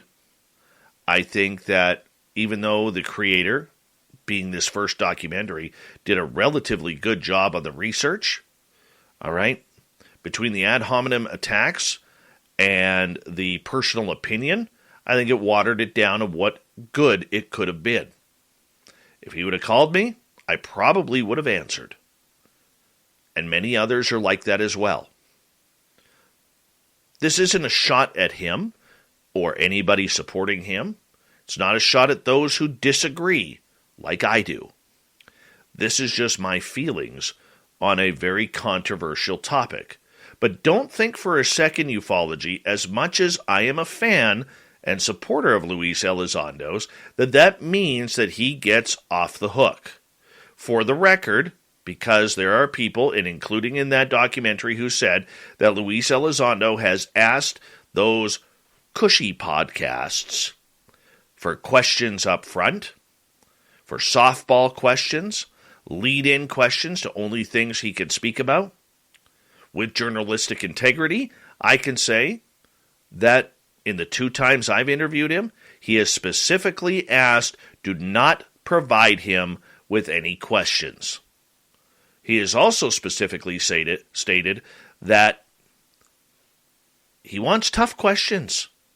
and he'll answer them the best that he can. That's all you can ever ask from somebody who is sitting in the hot seat getting questions coming to them. But for some reason, in today's day and age, it's not a tough question unless we are calling someone out, pointing our fingers, raising our voices, and saying, "You're lying! Tell us the truth!" It's not what it's about at all. You can ask a very tough, pointed question very calmly and more effectively. It's all in how you word it and how your body language is. This is one of the problems with so few real journalists being in the podcast field in this subject. But that doesn't mean that Lou gets a free pass. No one in this field should get a free pass. I have friends on MUFON, on the board of directors. They don't get a free pass. Why should Lou?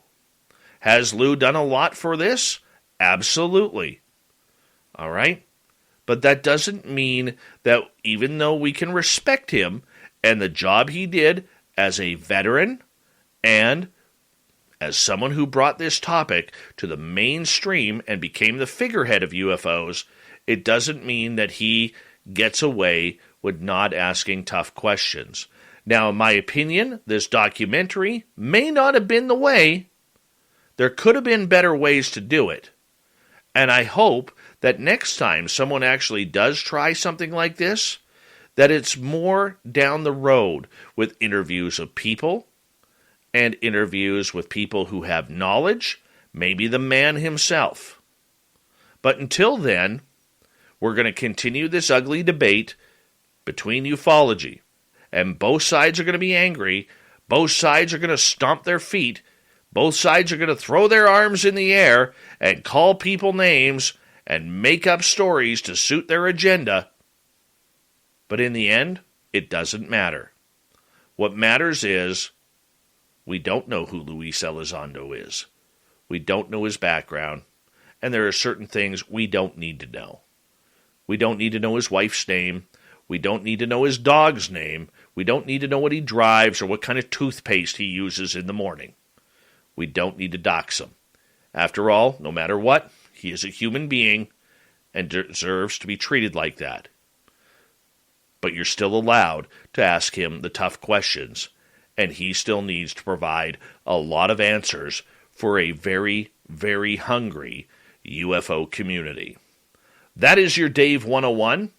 Do me a favor if you're on YouTube or you're checking this out, leave a comment below. Let us know what you think, because I'm very curious to read your thoughts. Let's get to the news.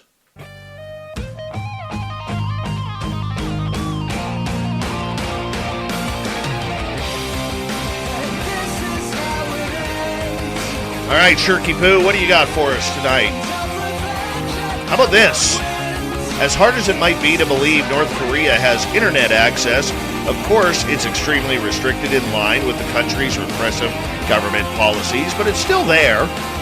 North Korea's bizarre little pool of website numbers, only at a few dozen, including the country Air Koryo airline and Kim Jong-un's official Naenara site, and earlier this year, they all crashed.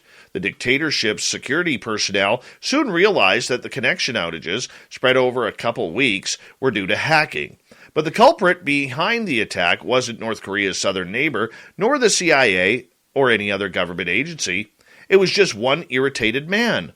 The hacker who crashed North Korea's internet is an American security researcher. It's probably not safe to publish his name, but he operates online under the pseudonym P4X.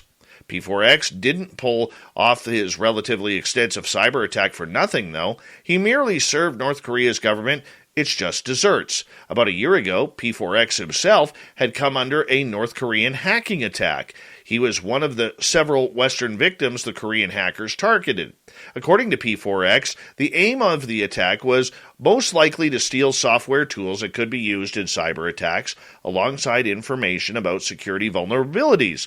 Luckily, P4X says he bested the hackers, and they didn't get anything of worth out of him. but becoming a personal target to hackers serving a totalitarian regime still left him a bit rattled. He reported the attack to the U.S. government, which seems like the right thing to do, and then nothing. So he decided to become computer vigilante and attack back. So he said the hacker launched a one-man denial of service on DOS attack against North Korea. To make his job easier, P4X wrote an automated script that periodically scans North Korean systems to see which of them are online. If the script finds a working system, it'll start exploiting security holes to bring it down. P4X doesn't want to say exactly which vulnerabilities he's exploiting to not give out information to potential cyber criminals. For me, this is kind of like the size of a small to medium penetration test, he says, referring to a controlled cyber attack that security experts use to check a client's network for vulnerabilities. It's pretty interesting to see how it was actually put into effect and how it worked. Okay. Now, this young lady, this 25-year-old, yeah, she's a bad girl. Bad girl. Yeah, she's from Tennessee, charged with allegedly chopping her dad with an axe and then punching her grandpa in the face before they disarmed her and subdued her. Nevada Fortson faces charges of aggravated assault, aggravated battery, violating an order of protection, and resisting arrest after breaking into the home of her dad and grandfather on order of protection from her mother. The county sheriff's office said she hitched a ride to Grandpa's house where he lived with her parents and broke in through a guest room window with an axe around 2:20 in the morning. Her mother, Robin, awoke to the sound of breaking glass. She went into the guest bedroom and saw her daughter, then ran into her own bedroom and locked the door. The suspect's 64-year-old father, Doug, encountered her in the hallway with an axe and told police that she hit him with it 3 times before he could wrestle it out of her grip. Then Grandpa Glenn came in to help subdue her, but she gave him a black eye. Yeah. Oh, this girl is trouble. Just trouble. Who does that to Grandpa? Anyways, here we are. The young lady gets called and arrested by police. She says, "I'm not going to prison." Oh, yeah, you are. Yeah, you are. She tried to get away with a couple of her male friends, Daniel Fleenor and Christopher Price, but they got arrested as well. And, in fact, when they were arrested, they said, they're not going to jail. Well, apparently they were. They were handcuffed. And next thing you know, they're in the slammer. An Ohio couple and their daughter are suing a doctor in the healthcare system, claiming that the doctor wrongly inseminated the wife with a stranger's sperm, which the family said it did not discover until years later. The couple, Mike and Jeanine Harvey, underwent an insemination procedure in 1991 to fertilize the wife's eggs with her husband's sperm. Well, Janine became pregnant, gave birth to a beautiful baby girl named Jessica. Leading up to Christmas 2020, though, Jessica and her husband asked her parents for Ancestry.com kits so they could see where they were ancestors coming from. But the DNA results revealed a shocking discovery. The father who had raised her was not the biological dad. Further tests led Jessica to her biological dad, who confirmed that he and his wife were patients of the same fertility doctor as Jessica's parents in 91. At the time, Dr. Nicholas Spiritos was the serving chief of Division Reproductive Endocrinology and Infertility at the Summa Akron Hospital. Yeah, well, he made a boo-boo. This guy doesn't own his daughter. Well, he does, but you know what I'm saying. And now, this is going to be a big lawsuit. Yeah, nobody wants this one. And an 11-year-old Florida boy decided to try magnet fishing. So he tries it for the first time with his grandpa in a canal. Pulled up 2 guns. 2 guns. Yeah, the little boy has autism. Was all excited going magnet fishing with grandpa until the police had to be called. Yep, the little boy was claimed to be a hero because they don't know where the guns came from or what they've been used for. He estimated the guns to be worth around $10,000. We got Mr. Ron Bumblefoot Thal rocking in the background with Little Brother is Watching. Bumblefoot is the official music of Spaced Out Radio, rocking us in and out of every single show. Get your horns up for the guitar god himself. Special thanks to everybody listening in at home, at work, in your cars, wherever you may be. Thank you to everyone in our chat rooms tonight. YouTube, Twitch, LGAB, Revolution Radio, Spreaker, Facebook, the Space Travelers Club, and on Twitter at hashtag Spaced Out Radio.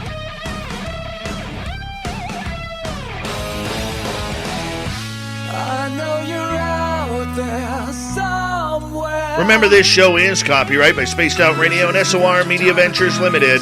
Thank you so much for choosing to share your evening with us. Because together, my friends, we're watching. We own the night. Mr. Bumblefoot, we need a favor. We need you to take us home.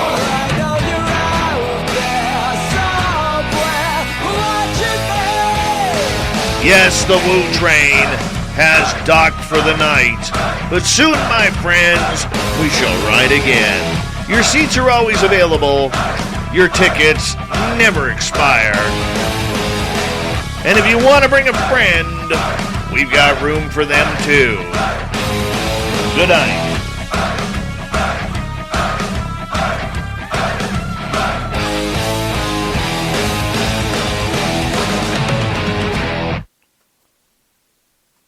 Peacock streaming the biggest sporting events, exclusive originals, and the latest movies. This February, we've got Super Bowl 56, the 2022 Winter Olympics, and the Peacock original Bel Air. Plus the new movie Marry Me in theaters and streaming Valentine's Day. Sign up now at peacocktv.com. If you love to be remembered as the person who gives the best birthday gifts, I'm here to tell you that 1-800-Flowers.com is your ultimate birthday gifting destination. 1-800-Flowers has thoughtful and artfully created options that are guaranteed to deliver the best birthday surprise. Shop thousands of unique gifts at 1-800-Flowers.com for exclusive offers and great values. To order today, visit 1-800-Flowers.com/tune in. That's 1-800-Flowers.com/tune in.